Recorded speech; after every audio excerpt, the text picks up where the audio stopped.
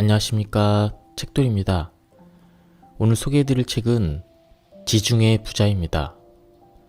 지은이는 박종기, 한국분이시고요. 지금 부자 관련된 컨설팅 그리고 강연을 하시는 분입니다.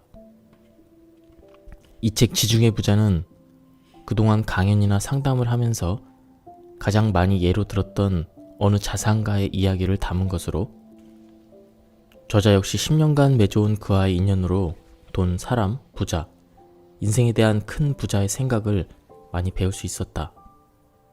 이 책을 읽는 독자들도 저자가 느낀 깨달음을 충분히 함께 느낄 수 있을 것이다. 지중해 부자는 실제 자산이 전부 얼마인지 아무도 모르는 한 거부와 저자가 만나 나눈 이야기를 바탕으로 한 이야기다.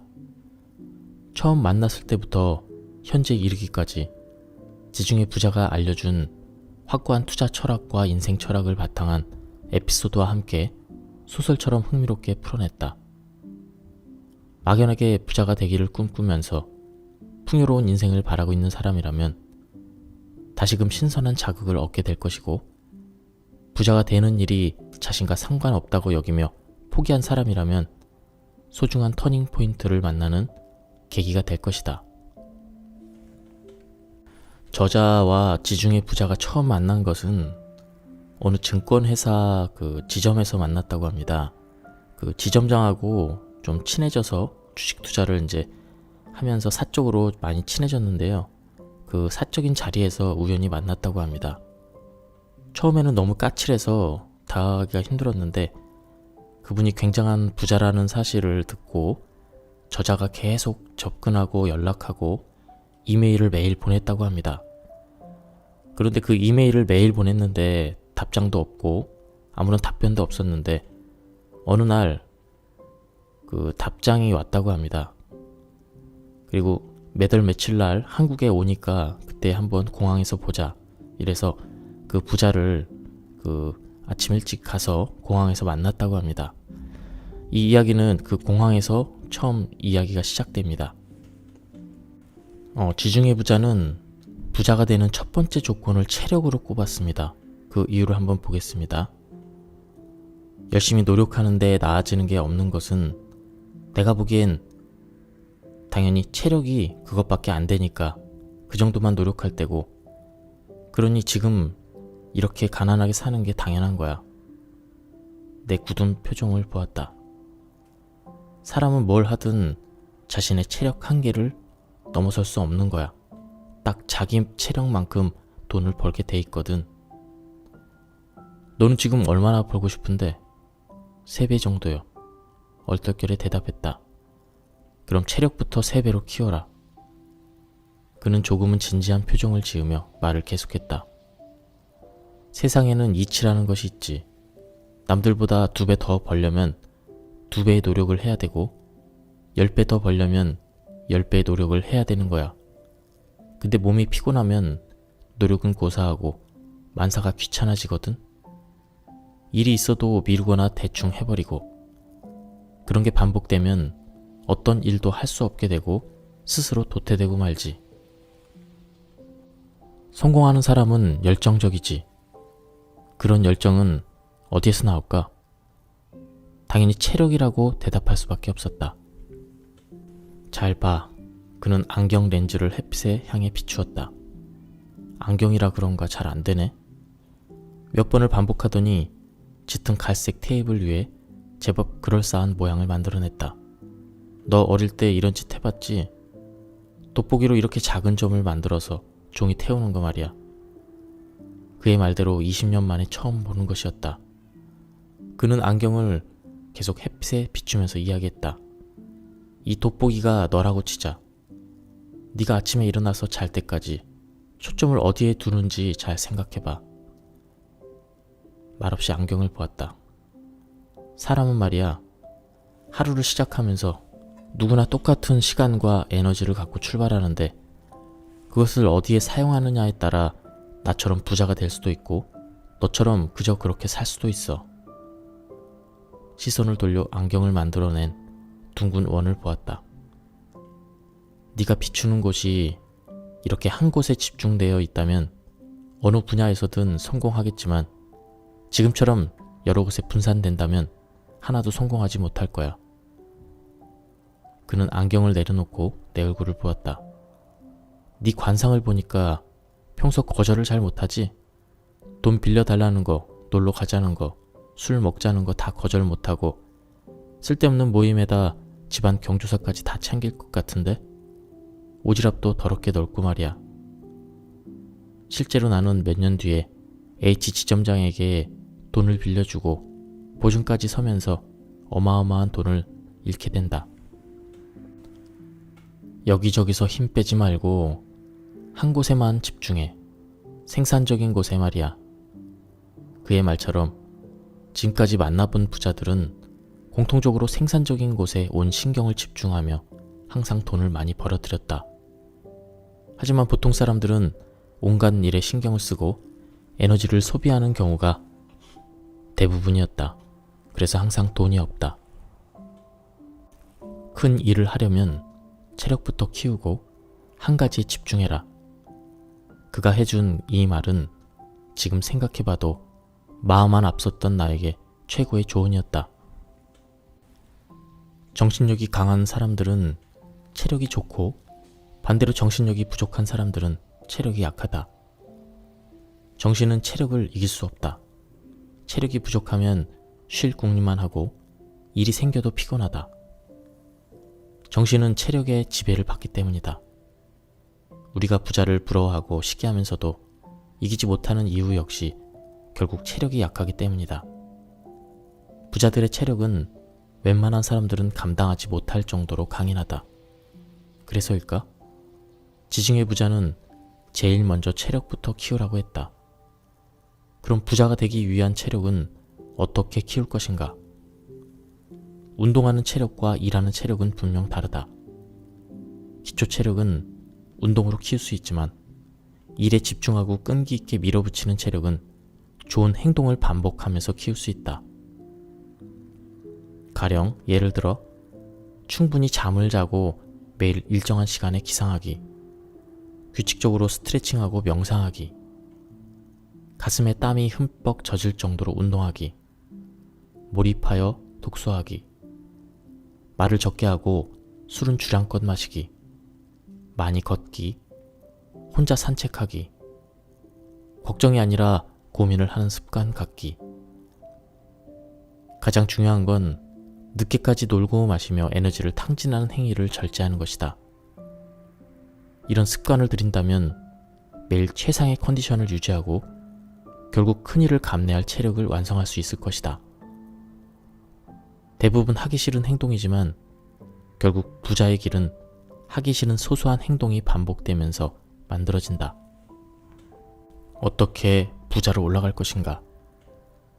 네모 속 네모난 세상에서 살고 있다는 그의 말은 지금도 충분히 이해가 간다. 상위층에는 사람은 적지만 먹을 것이 많고 하위층은 갈수록 사람은 많은데 먹을 것이 적은 상황이 딱 우리가 사는 세상의 모습이다. 지중해 부자는 냅킨에 삼각형을 그린 뒤 내 위치가 어디쯤이냐고 물었다. 그리고 내 위치는 하위층이라고 단정 짓더니 그곳에 작은 점을 그리고 위로 솟은 화살표를 크게 그려주었다. 그는 말한다. 일이 생각처럼 잘 안 되고 있다면 지금 상황에서 답을 찾지 말고 일의 방향을 바꿔라. 자동차를 한 대 더 팔려고 애쓰기보다는 누구나 인정하는 자동차 전문가가 되는 게 더 큰 소득을 보장할 것이다. 하위층에서는 아무리 노력을 해도 얻을 것이 별로 없다. 상위층으로 올라가야만 더 많은 기회와 소득이 주어진다. 어떻게 돈을 더 벌 것인가가 아니라 어떻게 위로 올라갈 것인가를 고민해야 한다. 돈은 말이야, 없을수록 당당히 써야 되는 거야. 반대로 돈이 많을 때는 지금처럼 아껴 쓰고 말이야. 근데 대부분 너처럼 반대로 하거든. 돈이 없으면 위축이 돼서 벌벌 떨며 살다가 돈이 많아지면 언제 그랬냐는 듯이 펑펑 쓰게 되지. 돈을 쓸 때는 소소하게 쓰지 말고 한 번을 쓰더라도 티나게 쓸 줄 알아야 돼. 1년 내내 커피 사주는 사람하고 어쩌다가 한 번 호텔에서 밥을 사주는 사람 중에 누가 더 기억에 남을 것 같은가? 그야 당연히 호텔에서 밥 사주는 사람이겠죠. 커피는 그냥 잘 마신 걸로 끝나지만 호텔은 그 사람 덕분에 와봤다며 두고두고 기억할 거야. 따지고 보면 커피 사준 사람이 돈을 더 썼을 텐데 말이야. 예전에 나와 함께 주식을 배운 사람이 있었어.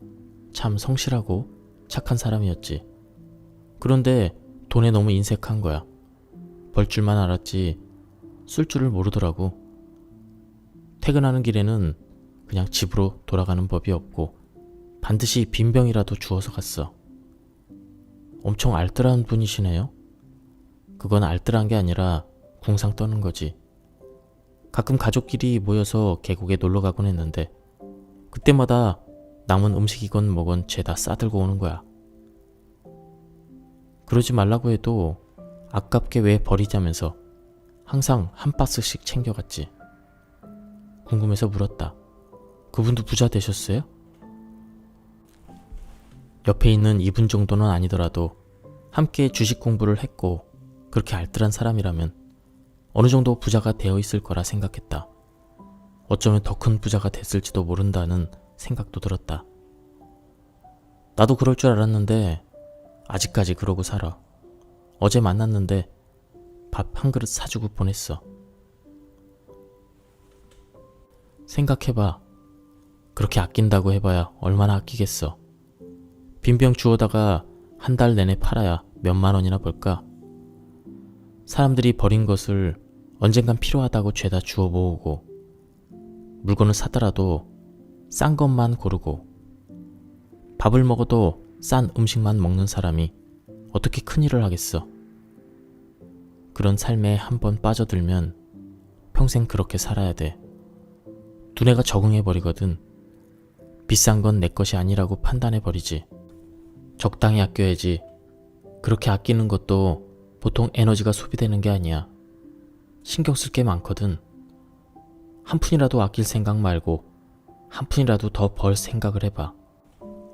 똑같은 에너지를 가지고 어떤 사람은 한 달에 기껏 몇만 원을 아끼는 데 쓰고 다른 사람은 몇백만 원 더 버는 데 썼다면 누가 더 잘하고 있는 거지?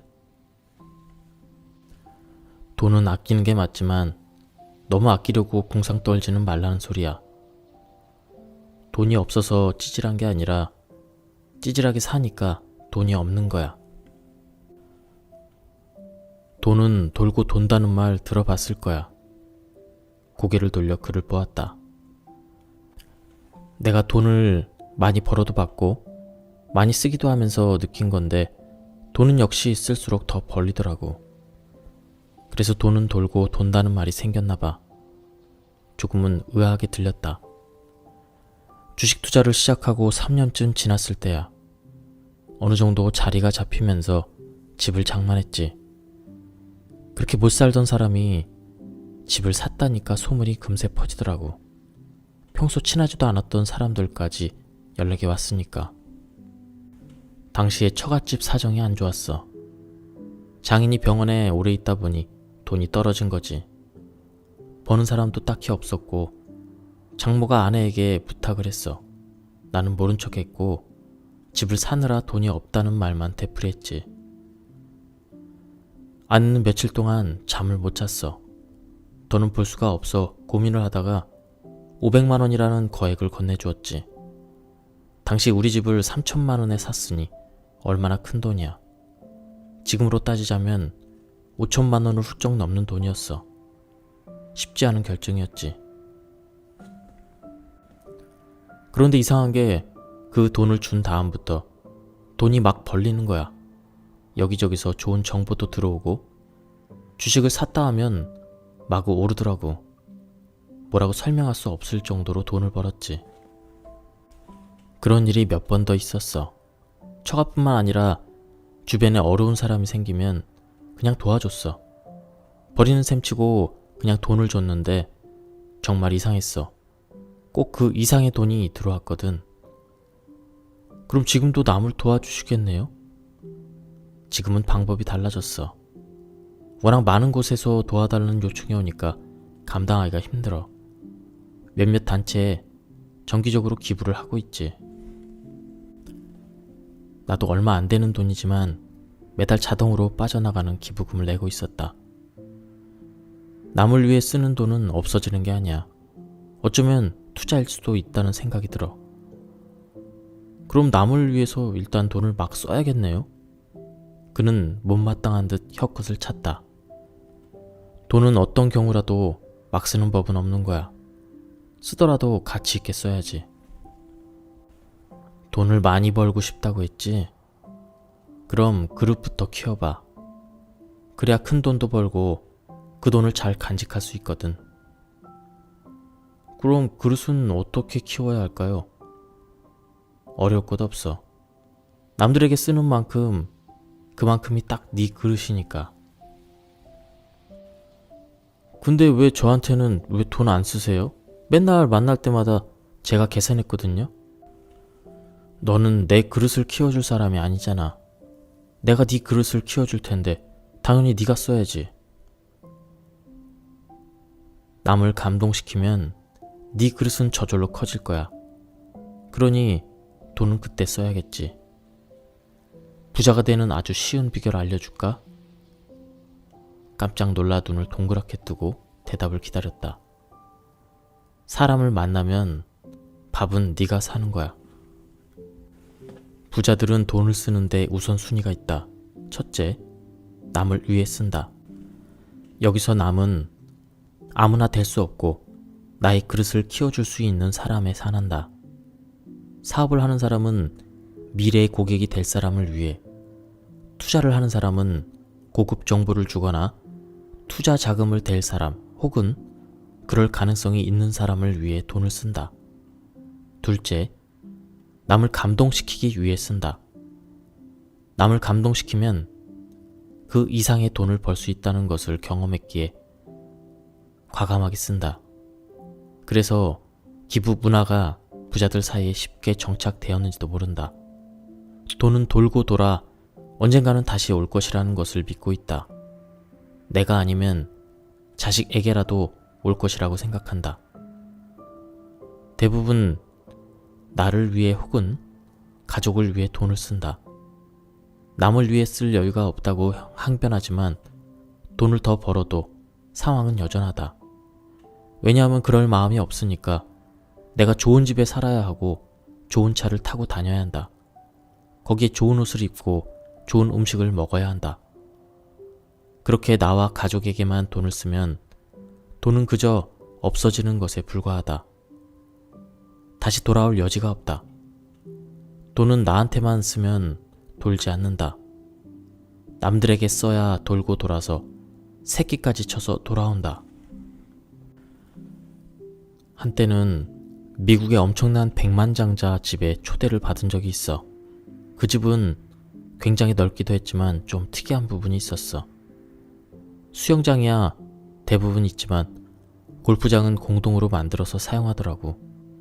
그쪽 멤버가 아니면 출입조차 할 수 없고 일반인은 있는지조차 몰라. 특이한 건 집집마다 농장이 있다는 거야. 소와 돼지는 물론이고 닭, 오리, 토마토, 고추, 과일까지 웬만한 것은 다 재배하고 있더라고. 직업이 농부도 아닐 텐데 말이야. 알고 보니까 백만장자들은 먹을 음식을 직접 기르고 있었던 거야. 음식을 주문하면 바로 도축하거나 야채를 뽑아서 요리를 하지. 좋은 품종의 좋은 먹이를 먹고 자라서인지 맛이 확실히 달랐어. 난 상상도 하지 못했던 일이었지.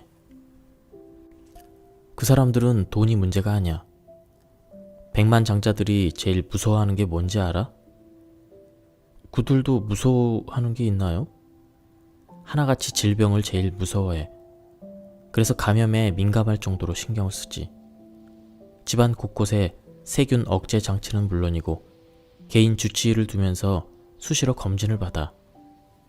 음식 재료를 직접 길러 먹는 것도 우선은 질병을 예방하기 위해서지.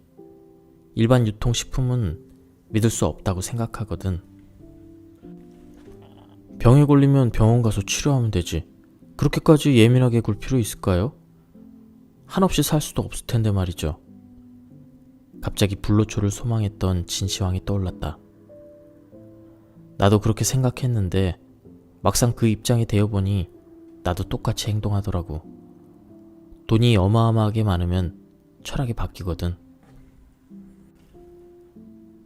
재산이 얼마인지 계산했는데 평생 펑펑 써도 다 못 쓸 돈이란 걸 알게 되면 그때부터 돈에 대한 철학이 바뀌는 거야. 몇 년 동안 그렇게 썼는데도 자산이 오히려 늘고 있는 경우가 많거든. 상상이 안 되겠지만 이제부터 돈이 돈 같지 않아. 이전까지는 돈을 벌기 위해 인생을 바쳤다면 그때부터는 내 인생을 위해 돈을 쓰면서 변화가 시작되는 거야. 그렇게 사는 인생은 정말 재미있어. 그 기분을 오랫동안 즐기고 싶고 말이야. 그러려면 오래 살아야 되는데 병이라도 걸리면 큰일이니 돈이 얼마나 들든지 건강을 위해 엄청난 돈을 쓰게 되지. 유명한 개인 주치의를 두면서 건강을 체크하고 농작물과 가축도 최고의 조건에서 키워서 최상의 영양소를 섭취하고 말이야. 나이는 70을 훌쩍 넘겼는데도 몸은 항상 50대를 유지하게끔 하니까. 더 건강해지는 일보다 중요한 건 지금의 건강을 지키는 거야. 그러기 위해 부자들은 항상 몇 가지 원칙을 실천해. 적정한 체중을 유지하기 위해 식단을 조절하고 아침 식사는 신선한 야채와 목장에서 갓 나온 우유를 섭취하는 등의 원칙이 있어. 하루에 2시간씩 운동하고 술을 마시더라도 컨디션을 고려해서 절제하지. 그들은 젊음과 건강을 유지하려는 습관이 몸에 배어 있거든. 자선 파티에서 백만장자를 만나고부터 그쪽 사람들과 어울리게 됐어. 기부하는 모임에 갈 때마다 자연스럽게 친한 사람들이 늘더라고. 얼떨결에 참석한 모임에서 10만 달러를 기부한 게 나를 알리는 좋은 기회로 작용한 거야. 소문이 금세 퍼져서 각계각층의 좋은 사람들을 많이 사귀게 되었으니까. 미국이나 유럽에서는 자선 모임이 부자들의 사교 클럽으로 통하지. 어쩔 땐 서로 경쟁적으로 기부하면서 자산을 뽐내기도 하고 말이야. 그런 모임에 초대를 받았다는 것 자체만으로도 이미 인정받는 부자가 된 거야. 너도 나중에 그런 자리에 참석하면 처음부터 아끼지 말고 기부를 해봐. 도저히 만날 수 없는 사람들까지 너를 찾아올 테니까. 부자들이 건강 다음으로 돈을 쓰는 데가 바로 자식 교육이야. 학습은 물론 예절과 사람을 사귀는 방법까지 배움이 필요한 모든 것을 유명한 개인 교사가 붙어서 가르치지. 그 중에서 제일 중요하게 배우는 건 바로 자산 관리야. 부자들은 인생에서 가장 중요하게 관리해야 될 것으로 돈을 꼽거든. 부자들은 자산 관리가 제일 중요하다고 자식에게 가르치는데 왜 보통 사람들은 자산 관리에 대해서 별로 신경을 안 쓸까? 네가 관련 일을 하니까 잘 알겠지? 그야 관리할 돈이 없으니까 그런 거 아닐까요? 그는 못마땅한 표정으로 혀를 찼다. 관리할 돈이 없어서 그런 게 아니라 관리를 안 하니까 돈이 없는 거야. 똑같이 벌어도 누구는 집이 몇 채인데 누구는 빚만 수억이잖아. 부자들은 자산 관리를 어떻게 할 것 같은가? 그야 전문가들이 알아서 해주지 않나요? 그렇긴 하지만 전문가들도 믿지 못해. 대부분 최종 점검은 직접 꼼꼼히 챙기지. 월말이 되면 모든 청구서와 통장 내역 그리고 수입과 지출 현황을 엑셀로 정리한 장부를 매니저에게 보고받아. 전압이나 수도세까지 일일이 따지지는 않지만 매달 자산이 어떻게 변했는지 민감하게 보지. 만약 자산이 줄었다면 전문가를 만나서 문제점을 찾고 다음날부터 통제를 하거든. 지난달보다 자산이 줄지 않는 것. 그것이 바로 부자들의 자산 관리의 전부인 거야. 우리는 자산 관리하면 지출을 관리하고 통장을 쪼개 이자를 더 받기 위한 재테크를 하고 자녀를 위해 저축 통장을 만드는 이런 여러 가지를 생각하잖아. 하지만 부자들은 의외로 간단히 복잡할 것도 없이 그저 줄지만 않으면 된다고 생각해. 자식들에게 자산관리 교육을 시킬 때도 그 점을 항상 염두에 두지. 섣불리 불리려고 하지 말고 있는 자산을 잘 지키라고 말이야. 미국이나 유럽은 어려서부터 자식들에게 자산관리 교육을 철저히 시키는 거로 알고 있어. 하지만 참 한국은 의외야.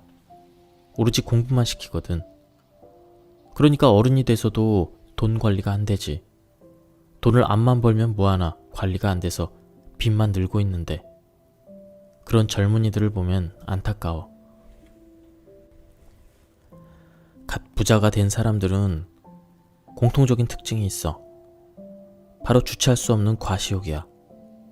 자기보다 더 큰 부자들을 따라가기 위해 씀씀이를 늘리거든. 돈을 빌려서까지 과시욕을 채우다 결국 감당하지 못하고 파산하지. 대만 부자도 마찬가지였어. 정보통신 회사를 차려서 큰 돈을 벌었는데 지중해에 휴가를 왔다가 정착을 하게 된 거야.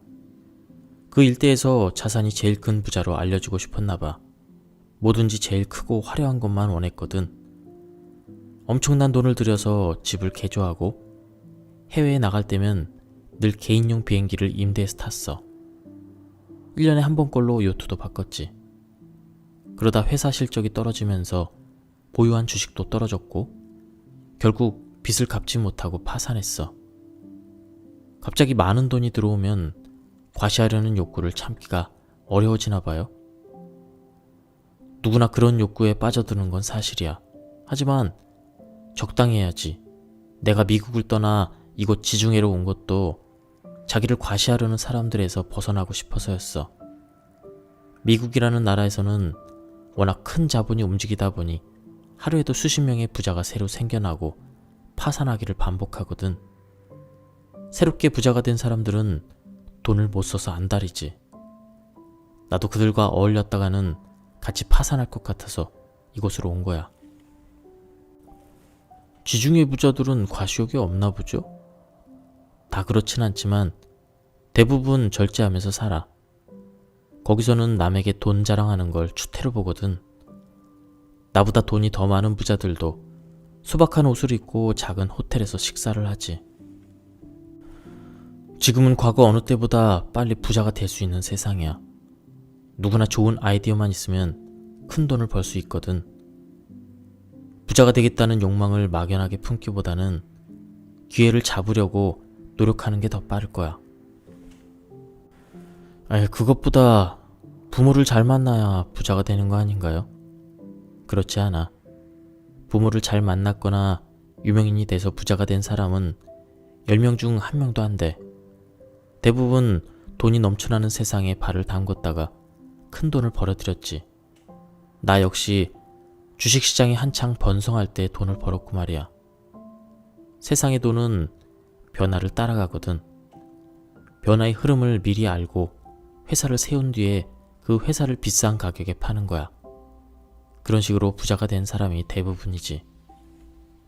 그럼 부자가 되려면 신문이나 뉴스를 많이 접해야겠네요? 꼭 그렇진 않아. 그런 것은 헤드라인 정도만 읽고 말지. 사건 사고가 대부분이라 읽어봤자 기분만 상하거든. 언론은 세상의 변화를 미리 알려주기보다는 이미 변한 사실을 보도하니 늦은 거야. 그래서 신문보다는 책을 읽는 편이 낫지. 내 주변에도 책을 끼고 사는 사람들이 많아. 사과를 하나 먹더라도 제일 비싼 걸로 한 개만 먹을 줄을 알아야 해. 싼 걸로 여러 개 먹을 생각 말고. 이날들은 부자들의 삶 이야기는 빨리 부자가 돼서 그들처럼 누리고 싶다는 깊은 열망을 한가득 안겨주었다. 큰 부자들의 인생 철학. 건강을 지키는 게 우선이다. 부자들은 지독할 만큼 건강 관리에 철저하다. 세상에 건강만큼 중요한 것은 없다고 생각한다.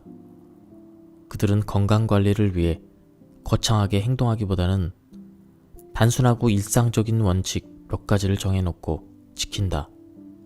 가령 먹을 양을 정해두거나 저녁에 테니스를 치거나 아침에 견과류를 먹는 등의 원칙을 정하고 철저히 지켜나간다. 자식 교육에서 가장 중요한 것은 자산 관리다. 자본주의 사회에서 돈은 세상을 움직이는 힘이다. 잘못 키운 힘은 한순간의 파산으로 이어질 수 있다는 걸 알기에 부자들은 어려서부터 자녀들에게 올바른 자산 관리법을 철저히 가르친다. 부를 물려받은 자녀들은 수백 년이 흘러도 끄떡없는 자산 관리 체계를 구축해 나간다. 과시욕을 부리지 않는다. 이제 막 부자가 된 새내기 부자들은 주체할 수 없을 정도로 돈을 쓰며 자신의 부를 과시하기 바쁘다. 결국 그들은 파산을 하여 새로운 부자에게 그 자리를 내준다. 절제할 줄 아는 부자들은 스스로 평범한 사람이라고 여기며 평범한 다른 사람들과 함께 지내는 걸 좋아한다. 신문이나 뉴스보다는 책을 읽는다. 평범한 사람들은 단기간의 이슈에 민감하게 반응하고 열광하지만 부자들은 역사와 철학, 미래에 더 관심 있어 한다. 풍족한 인생을 위해 꼭 배워야 하는 것임을 알기 때문이다. 영양제를 멀리한다. 가공 영양제는 몸을 맹신하게 만든다. 불량식품을 실컷 먹고도 비타민제를 먹었으니 괜찮다고 생각하는 식이다. 부자들은 자연에서 건강을 찾는다. 적게 먹고 운동하면서 항상 적절한 영양과 체력을 유지하려고 신경 쓴다. 어디를 가든 부부가 함께 다닌다. 부자들은 고독을 즐기지만 외로움은 싫어한다. 식사를 할 때도 여행을 할 때도 항상 부부가 함께 다닌다. 작은 현안에 대해서도 대화를 나누며 답을 찾아간다. 세상에서 가장 훌륭한 멘토는 배우자라고 손꼽는다. 비싼 음식을 조금 먹는다. 부자는 싼 값에 많이 주는 사과를 사기보다는 한 개에 10,000원 하는 사과를 사서 맛있게 먹는다. 음식은 비쌀수록 제값을 한다. 많이 먹기보다는 좋은 음식을 적게 먹는 것이 당연히 건강에 더 좋다. 난 말이야, 지금껏 살면서 약속을 어겨본 적이 없어. 판자촌에서 살면서도 이자는 잊지 않고 갚았고 집을 팔아서라도 원금을 갚았거든. 그게 성공의 발판이 된 거야. 만약 당장 먹고 살 돈도 없었다면서 채권자들을 모른 척하고 원금을 갚기는커녕 도망이나 다녔다면 아직도 판자촌에서 살았을지 몰라.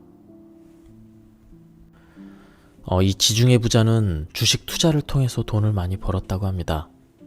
처음에 사업이 망하고 굉장히 어려운 생활을 했는데 우연히 주식 투자를 하게 되면서 그리고 그 주식 투자를 하는 큰 손을 만나게 되면서 그분의 밑에 들어가서 그 문화생처럼 주식을 배우면서 굉장히 돈을 많이 모았다고 합니다. 근데 본인 돈으로 주식 투자를 해서 큰 돈을 번 게 아니고 본인을 믿어준 사람들, 그러니까 본인에게 돈을 맡긴 사람들의 돈을 이용해서 굉장한 수익률을 통해서 큰 돈을 벌었다고 합니다.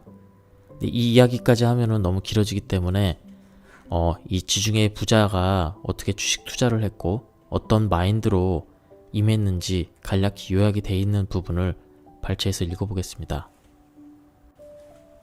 주식 투자에 성공할 확률을 따져보면 0.1%도 안 된다는 계산이 나온다. 예상치긴 하지만 주식 투자로 성공했다는 사람은 10,000명 중에 1명 있을까 말까 할 확률이다. 그래서 주식시장은 그 정도 확률밖에 기대할 수 없는 살아남기 어려운 것이다. 주식에 대해 아무것도 몰랐던 그가 어떻게 해서 그러한 큰 성공을 거머쥘 수 있었을까? 그의 성공 비결을 보자. 최고의 고수를 찾아갔다. 당시 최고의 고수는 실력자가 아니라 돈이 많은 큰손이었다. 90년대 초반을 말합니다. 돈으로 증시를 주무르던 시기였기에 그는 큰손을 찾아간 것이다. 큰손에게 버림을 받고 동료에게 시달림을 받고 수개월 동안 한 푼도 못 버는 생활이 계속되었지만 주식으로 성공하겠다는 의지로 끝까지 버티며 큰손을 통해 기회를 잡았다. 새로운 방식을 습득하고 실천했다. 그가 본격적으로 전업 투자에 뛰어들었을 때 국내 증시는 외국인 개방에 대한 기대감에 부풀어 있었다. 하지만 외국인 투자에 관한 연구와 준비가 없었던 시기였다. 거금 5만 원을 들여 찾아간 외국인 투자 강연을 통해 그는 새로운 세상을 알게 되었다.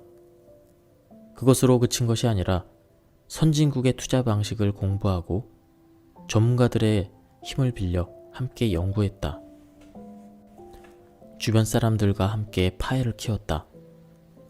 큰손 밑에서 함께 지냈던 사람들은 각자 제 살 길이 바빴다. 아무리 좋은 정보라도 자신의 자금으로만 투자했기 때문에 돈을 버는데 한계가 있었다.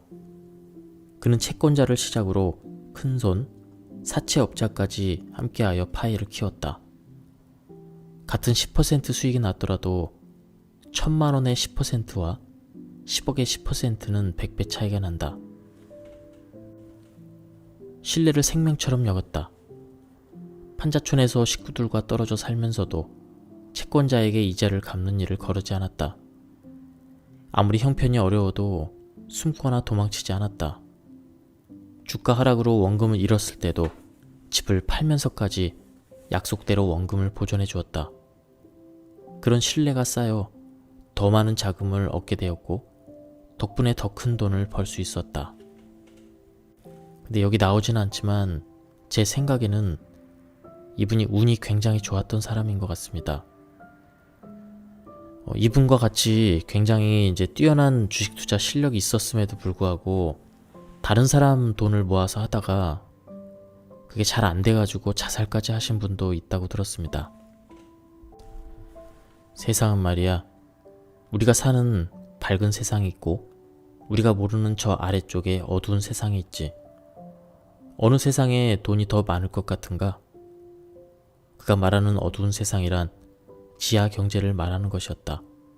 나는 당연히 어두운 세상에 돈이 더 많을 것 같다고 대답했다. 그는 좋게 8배 이상의 많은 돈이 어두운 세상에 있다고 했다. 어두운 세상에 있는 사람들이 돈을 벌려면 밝은 세상이 한 번씩 뒤집혀 주어야 돈이 돌면서 돈을 벌 수 있거든. 나는 술김에 하는 말이라 생각하고 가만히 들었다. 세상은 어떻게 뒤집힐까? 말도 안 됩니다. 세상이 어떻게 뒤집혀요? 그래서 넌 아직 어린 거야. 세상은 뒤집혀. 지금까지도 몇 번 뒤집혔잖아. 세상은 일정한 주기로 뒤집혀. 우리나라는 대략 5년에서 6년 정도 주기를 두고 뒤집히지. 국내 증시를 보면 최근 30년 동안 한 번도 빠짐없이 5년에서 6년마다 주가가 반토막이 났다는 걸 알 수 있을 거야. 주가가 반토막이 나면 어떤 일이 벌어질까? 당연히 경제가 어려워지겠죠. 그런 성의 없는 대답 말고 구체적으로 말해봐. 주식 투자자는 엄청난 손해를 입고 주식시장을 떠날 것이고 부실한 기업은 퇴출되거나 인수합병되겠죠. 그러면서 실업자는 속출하고 부채도 늘어나면서 전반적인 경기가 위축되겠네요. 그렇지. 그게 바로 세상이 뒤집히는 거야. 주가는 점점 더 떨어져서 결국 반토막이 났어. 그럴 때 기분이 어떨 것 같은가? 화가 나겠지만 그보다 덜컥 겁이 날 것 같습니다. 맞아, 절반까지 떨어졌다면 앞으로 더 떨어질 것 같은 불안감 때문에 극한 공포를 느끼게 되지. 그래서 다들 더 떨어지기 전에 반이라도 건져야겠다며 팔기 시작하는 거야. 나 역시 H 지점장이 추천한 종목이 반토막 났을 때 모두 급히 팔았다. 그는 빈 막걸리통을 흔들어 보더니 아쉬운 듯 물 한 잔을 들이켰다. 그래서 개인은 주식을 안 하는 게 좋아. 심리게임에서 이길 수가 없거든. 본전 생각과 욕심이 뒤엉켜서 판단을 제대로 못 내려. 자신은 주식으로 큰 돈을 벌어놓고 우리더러 주식을 하지 말라는 말이 조금은 어처구니 없게 들렸다. 국내 주식시장을 움직이는 큰 세력을 나눠보면 어떤 세력들이 있을까? 그야 외국인이 있고 기관, 그리고 개인 아닐까요? 경제신문이나 뉴스를 보면 항상 나오는 이야기다. 그래, 그 중에서 누가 제일 돈을 많이 벌까? 그야 외국인 아닐까요? 당연한 대답이었다. 그 다음은 기관이겠죠? 잘 아는구만. 그럼 개인들은 어떨까? 그야 대부분 돈을 잃을 것 같은데요? 남 이야기할 것 없이 나 스스로가 주식 투자로 많은 돈을 잃고 있었다. 언제부턴가 국내 주식시장이 돌아가는 꼴을 보니까 참 재밌는 현상이 반복되는 거야. 왜 외국인과 기관은 돈을 벌고 개인은 돈을 잃는지 그 이유를 생각해 본 적 있어? 내가 운영하는 투자회사는 홍콩에서 왔으니까 외국인으로 분류되지. 우리 회사의 펀드 매니저들은 어떤 주식 살 것 같은가? 그야 성장성이 좋다든가 신기술을 있다든가 아니면 차트 모양이 예쁜 그런 회사 주식 사지 않을까요? 그런 건 누구나 다 아는 사실이야. 아주 고급 정보를 빼놓고는 모든 정보가 공개되는 세상이거든. 고급 정보조차 얼마 지나지 않아서 일반적인 정보로 바뀌어버리니까 성장성이나 신기술에 관한 정보에 의존해서는 주식을 사지는 않아. 그럼 어떤 주식 사는데요? 대충 몇 개 찍는 거야. 너무 좋지도 않고 그렇다고 너무 나쁘지도 않은 주식 몇 개를 골라서 사는 거지. 왠지 억지라는 생각이 들었다. 우리 같은 외국인이 의외의 주식을 사들이면 기관들이 궁금해하지. 그래서 사람을 보내서 물어봐. 그 주식 왜 샀냐고. 그때 그가 어떤 대답을 했는지 궁금했다. 왜 사긴 좋으니까 샀다고 대답하지. 기대를 말았어야 했다. 그 얘기를 듣고 기관들이 따라 사는 거야. 외국인이 좋다고 하니까 뭔가 있는 줄 알거든. 기관들이 사니까 주가는 당연히 올라가겠지? 나도 물 한 잔을 들이켰다. 외국인이 사고 기관도 샀다면 그 다음엔 누가 살까?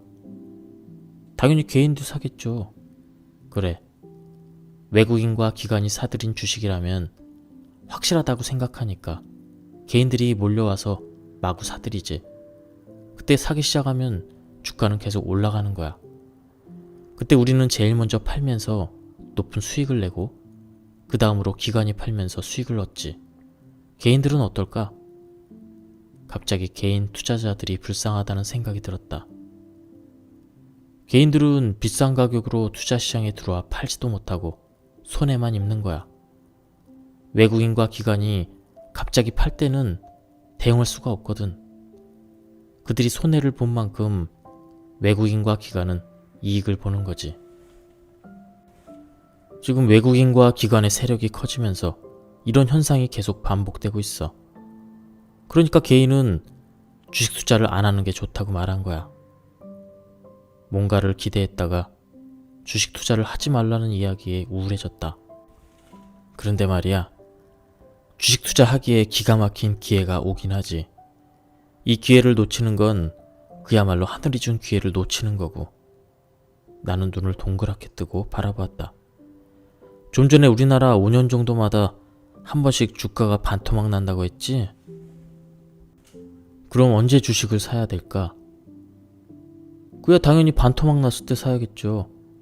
그렇지. 그때가 바로 절호의 찬스인 거야. 외부의 영향으로 떨어졌기 때문에 시간이 지나면 원상 회복되거든. 싼 가격에 좋은 주식을 살 수 있는 기가 막힌 기회인 거지. 근데 중요한 사실을 알아야 돼. 주가가 반토막 났을 때 주식을 사는 건 맞지만 어떤 주식을 사느냐가 관건이야. 이건 흐름을 아는 나 같은 사람들은 업계 1등 회사 아니면 2등 회사를 고르지만 보통 사람들은 3등 이하 회사를 골라서 투자하게 되지. 그런 주식은 더 많이 떨어졌으니까. 그만큼 더 많이 오를 거라고 판단하는 거야. 외부 영향으로 주가 떨어졌으면은 떨어진 만큼 오르는 건 당연한 거 아닌가요? 전자업계에서 1등은 어디지? 삼성전자요. 2등은? LG전자요. 그럼 3등은? 대국? 하이닉스인가? 대답을 확실히 하지 못하고 우물쭈물했다. 자동차를 한번 보자. 1등 회사는 어디지? 당연히 현대자동차죠. 2등은 기아자동차. 그럼 3등은? 대우? 쌍용? 역시 제대로 대답할 수 없었다. 이렇게 주가가 반토막이 날 정도로 세상이 뒤집히면 업계 1등주나 2등주는 대부분 살아남지만 3등주부터는 없어지거나 인수당할 확률이 크지. 대출 비율이 비슷하더라도 잘 나가는 회사보다는 그렇지 못한 회사가 대출이 더 위험해 보이거든. 그래서 정부와 채권단은 구조조정을 한답시고 회사를 없애버리거나 인수시켜버리지. 그런 회사의 주식을 샀다면 당연히 위험한 거야. 1등 기업은 위기일수록 빛나는 법이야. 위기가 끝나면 더욱더 빛을 발하지. 그동안 시장을 나눠먹었던 하위 기업들 일부가 사라지면서 시장 지배력이 더 늘어나고 확실한 선두 그룹으로서 자리매김하게 되거든. 가치 투자란 바로 이런 거야. 위기가 왔을 때 1등 기업에 장기적으로 투자하는 거. 그는 주가가 반토막이 났을 때 업계 1등 기업의 주식을 사고 2년에서 3년 정도 기다렸다가 원상태로 돌아오면 그때 팔라고 했다. 그를 만났을 때 당시 삼성전자 주식은 76만원까지 올랐다가 절반가량 떨어진 40만원 선에서 거래되고 있었다. 내가 주식을 하고 돈을 막 벌어들일 때 중학교 동창 녀석이 찾아왔어. 아주 친한 사이였었지. 친구는 서울에 올라와서 딱히 자리를 못 잡고 있던 와중에 내가 돈을 잘 번다는 소문을 듣고 온 거야. 사무실에 와서 주식을 배우고 싶다고 하더라고. 그래서 자리를 내주었지. 1년 정도는 무척이나 성실하게 다녔어. 온갖 잡일을 도맡아 했었어. 당시에 장외 주식을 거래하고 있었는데 장외 주식이란 현금을 직접 주고 사야 되고 주식 증서도 받아야 돼서 방식이 좀 복잡하거든. 거래할 때마다 내가 갈 수도 없으니 친구를 보냈지. 은행에서 돈을 찾아 가방에 넣어주면 친구는 저녁 때쯤 증권을 받아왔어. 그렇게 친구가 장외 주식 거래를 맡아서 했지. 그러던 중에 내가 산 장외 주식을 비싼 가격에 사겠다는 사람이 나타난 거야. 그래서 증서를 팔았는데 다음날 가짜 증서라며 찾아왔더라고. 증권 거래소에서 확인해보니까 위조된 게 맞는 거야. 친구가 받아온 장외 주식 증서가 모두 위조된 가짜 증서였어. 금액으로 치면 30억 원이 넘었지. 친구를 너무 믿고 확인을 안 해본 내 잘못이었어. 친구는 이미 해외로 도망갔더라고. 미리 준비를 다 하고 있었나 봐. 나도 모르게 깊은 한숨이 흘러나왔다. 그때 장외 주식을 내 돈으로만 산 게 아니었거든.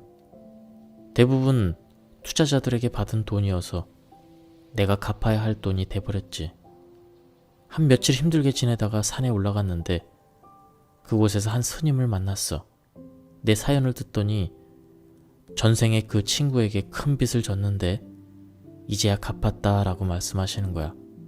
그러면서 빚을 갚았으니까 앞으로 더 잘 될 거라고 하시더라고. 산을 내려오면서 그 친구를 잊었어.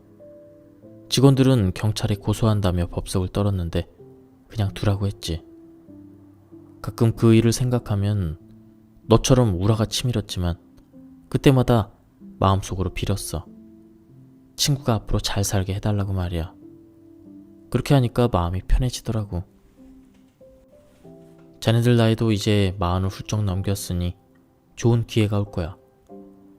내가 살아보니까 30대는 성공하기엔 부족한 게 많고 40대는 넘겨야 성공다운 성공을 하더라고. 남들을 봐도 그렇고 나도 40을 넘겨서 큰 돈을 벌었거든. 그전에는 건설 일을 해도 망했고 식당을 해도 안 됐고 말이야. 생각해보면 그건 내 능력이 없어서가 아니라 나이가 부족했던 거야. 의욕이 넘쳐 발버둥을 쳐도 사회에서는 어쨌거나 나를 어린 사람으로 취급하거든. 경험도 부족하니 남에게 잘 속고 이용만 당했던 거지. 옛말에 소년급제라는 말이 있어. 이거 좀 굉장히 위험한 거라고 예전부터 어른들이 말씀하셨지. 지금으로 따지면 30대에 성공하는 걸 경계해야 된다는 뜻이야. 빨리 성공해서 부자가 되면 좋을 것 같지만 그때부터 수많은 유혹에 시달리거든. 그 나이에는 그런 유혹을 이겨낼 힘이 없지. 혈기가 넘쳐 뭐든지 시도하다가 결국 내려앉게 되거든. 성공의 기회는 자기가 만드는 거야. 가만히 있으면서 기회가 오기만을 기다리는 건 도둑놈 심보지. 부자가 되는 건 어려울 거 없어. 준비하고 있다가 기회가 왔을 때 붙잡으면 되지. 평소 준비를 안 해두었으니 기회가 와도 모르는 거야. 어떤 준비를 해야 될지도 모르고 말이야. 그럼 마지막으로 지중해 부자의 어록, 이 뒤에 부록처럼 나온 부분이 있는데 내용이 좋아서 발췌해서 읽어드리고 오늘 영상을 마치도록 하겠습니다. 사람들은 부자가 되는데 특별한 방법이 있을 거라고 생각하는데 그렇지 않습니다. 행복하게 살려면 어떻게 해야 될까요? 오늘을 행복하게 살면 내일도 행복할 일이 많아지듯이 오늘 부자처럼 생각하고 행동하면 결국 부자가 될 수 있습니다. 부자는 계산기를 두드려서는 절대 될 수 없습니다. 상위 1% 부자가 되려면 200년은 좋게 돈을 벌어야 되는데 그렇게 해서 부자가 된 사람은 아무도 없습니다. 부자는 생각하면 바로 행동하는 사람입니다. 여러분이 부자가 되는데 이 이야기가 조금이나마 도움이 되었으면 합니다. 가족이 우선입니다. 어떤 것보다 가족이 먼저입니다. 어려운 일이나 힘든 결정을 할 때 무엇이 가족을 위해서 하는 것인지 생각해 보시기 바랍니다. 가족끼리 신뢰는 꼭 지켜야 됩니다. 부부 간의 신뢰, 부모 자식 간의 신뢰, 신뢰가 깨지면 세상과의 신뢰도 깨집니다. 가족과의 신뢰를 위해 언행을 조심하시고 각자의 위치에서 좋은 사람이 되도록 노력하세요. 자녀에게 너무 많은 사랑은 금물입니다. 자식은 부족하게 키워야 합니다. 돈이 많아도 없는 척 해야 합니다. 돈은 어린 자녀에게는 가장 위험한 독이 됩니다. 돈은 우리에게 편의를 제공하지만 위험에 빠지게 하는 가장 쉬운 수단입니다. 자녀에게 많은 자산을 물려주지 마세요. 스스로 일어서도록 자립심을 키워주어야 합니다. 자립심의 반대가 돈입니다. 돈이 있으면 자립심은 무너집니다. 자녀 관리는 곧 돈 관리를 의미합니다. 수입의 1%를 기부하세요. 어려운 사람에게 수입의 1%를 기부하세요.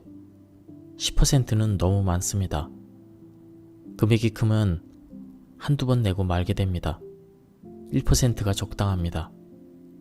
100만 원을 벌었으면 그 중에 만 원은 남을 위해 아껴두었다가 그들이 필요로 할 때 아낌없이 주세요. 세상의 돈은 일정하게 유지됩니다. 내가 1억 원을 벌었다면 누군가는 그만큼을 잃은 것입니다. 그들을 위해 지갑을 열어야 공평한 세상이 됩니다. 마음을 넓게 가지세요. 돈 몇 푼에 흔들릴 필요가 없습니다. 지금 없더라도 언젠가는 있을 때가 올 것입니다. 누군가에게 상처를 주었거나 돈을 빌렸다면 진심으로 사과하고 돈을 갚으세요. 마음이 넓어야 쓸어 담을 게 많아집니다. 보이는 세상이 전부라고 단정하지 말기 바랍니다. 돈에 질투하지 마세요. 옆집 사람이 땅을 샀다고 배합할 이유가 없습니다. 세상에 돈이 얼마나 있을까요? 그 많은 돈 중 그 사람이 차지한 건 개미 손톱 때만큼도 안 됩니다. 겨우 그 정도의 돈에 질투하지 마세요. 질투는 당신의 영혼만 피곤하게 합니다. 뭐라도 하십시오. 부자를 바라면서 가만히 있지 마세요. 뭐라도 해야 손에 잡히는 법입니다. 가만히 앉아있는 사람이 얻을 수 있는 건 치질과 비만밖에 없습니다. 세상은 뿌린 만큼 거두는 법입니다. 언제 거둘지는 미지수지만 그래도 뿌려놔야만 언젠가는 얻는 법입니다. 세상이 어떻게 돌아가는지 관찰하고 돈이 어디로 흘러가는지 살피기 바랍니다. 부자는 그렇게 되는 것입니다. 사람이 답입니다. 사람에게 잘해야 합니다. 나 외에는 모두 남입니다. 남이란 감사한 사람의 다른 표현입니다. 그들을 만날 때마다 감사한 마음을 갖고 감사하다는 말을 해야 합니다. 부자는 남들이 만들어줍니다. 남들에게 인정과 사랑을 베풀기 바랍니다. 남에게 기대지 마세요. 남이 언젠가 나에게 기회를 줄 거라 기대하지 마십시오. 그들도 먹고 살기 바빠서 나에게까지 올 것이 없습니다. 나중에 한몫 챙겨준다는 건 나를 제대로 이용하겠다는 것입니다. 그런 사람들은 버리세요. 평생을 이용만 당하다가 사기까지 당하게 됩니다. 세상에 헛수고는 없습니다. 세상에 공짜는 없듯이 헛수고도 없습니다. 지금까지 노력한 결과가 없다고 절망할 필요가 없습니다. 때가 되면 그 수고에 대한 대가가 반드시 나타납니다. 뭐든지 열심히 하세요. 남들이 알아주든 말든 열심히 헛발질을 하세요. 그런 것들을 모아 한 번에 큰 힘을 쓸 수가 있습니다. 예술에 관심을 가지세요. 악기, 그림, 골동품, 음악.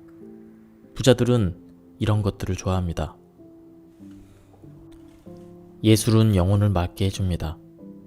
영혼이 맑아야 번뜩이는 아이디어를 떠올릴 수 있습니다. 기가 막힌 생각은 내가 하는 것이 아니라 세상이 보내주는 메시지입니다. 그 메시지를 받으려면 예술로 영혼을 다스려야 합니다. 몸을 아끼세요. 무리하지 마십시오. 몸이 지치면 아무것도 할 수 없습니다. 몸이 병드는 건 부자가 되는데 최대의 적입니다.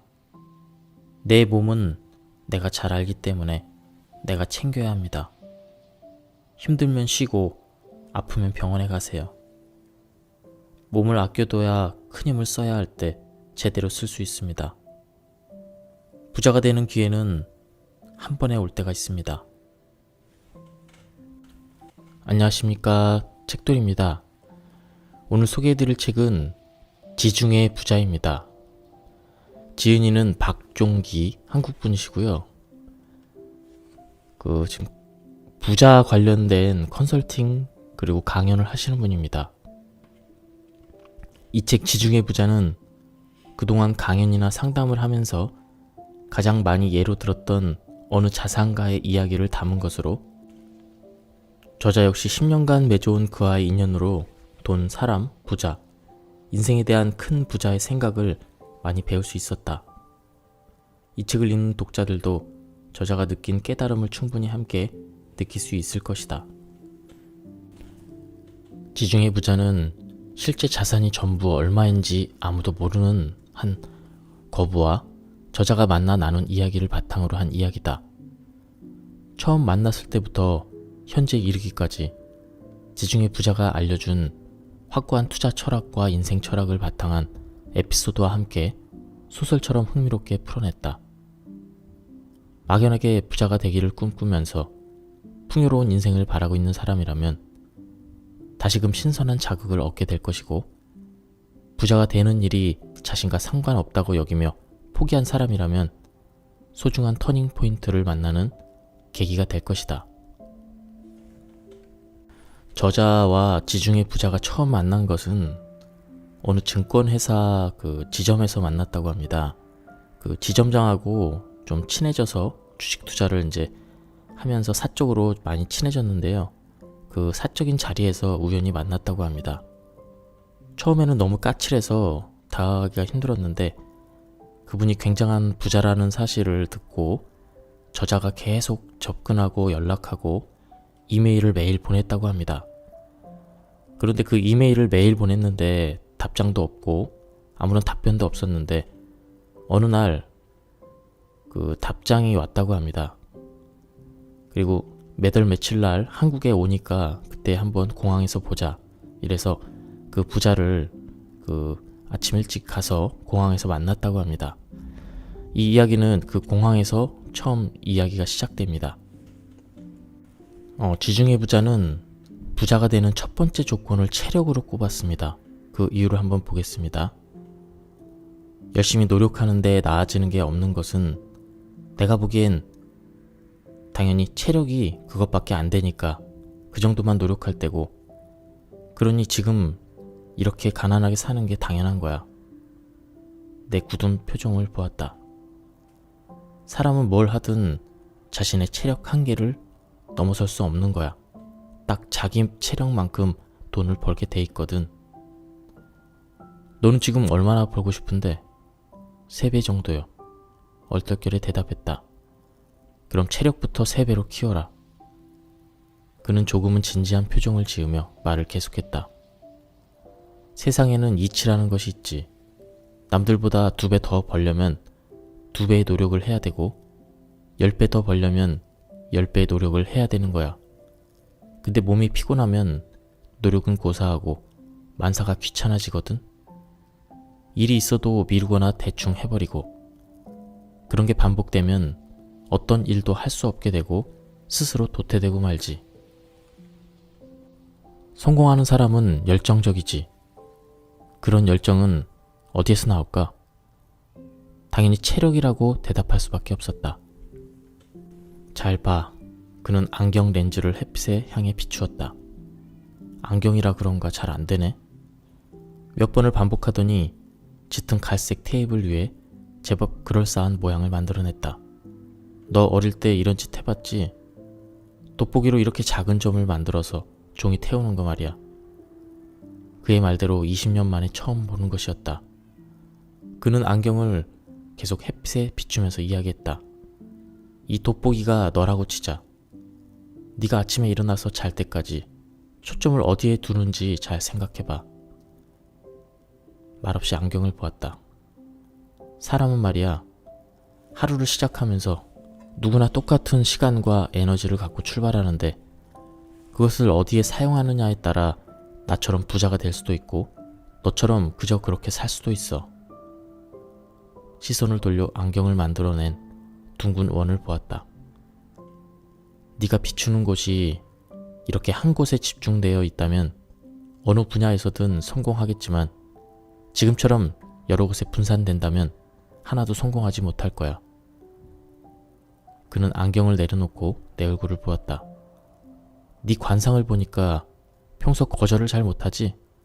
돈 빌려달라는 거, 놀러 가자는 거, 술 먹자는 거 다 거절 못하고 쓸데없는 모임에다 집안 경조사까지 다 챙길 것 같은데? 오지랖도 더럽게 넓고 말이야. 실제로 나는 몇 년 뒤에 H 지점장에게 돈을 빌려주고 보증까지 서면서 어마어마한 돈을 잃게 된다.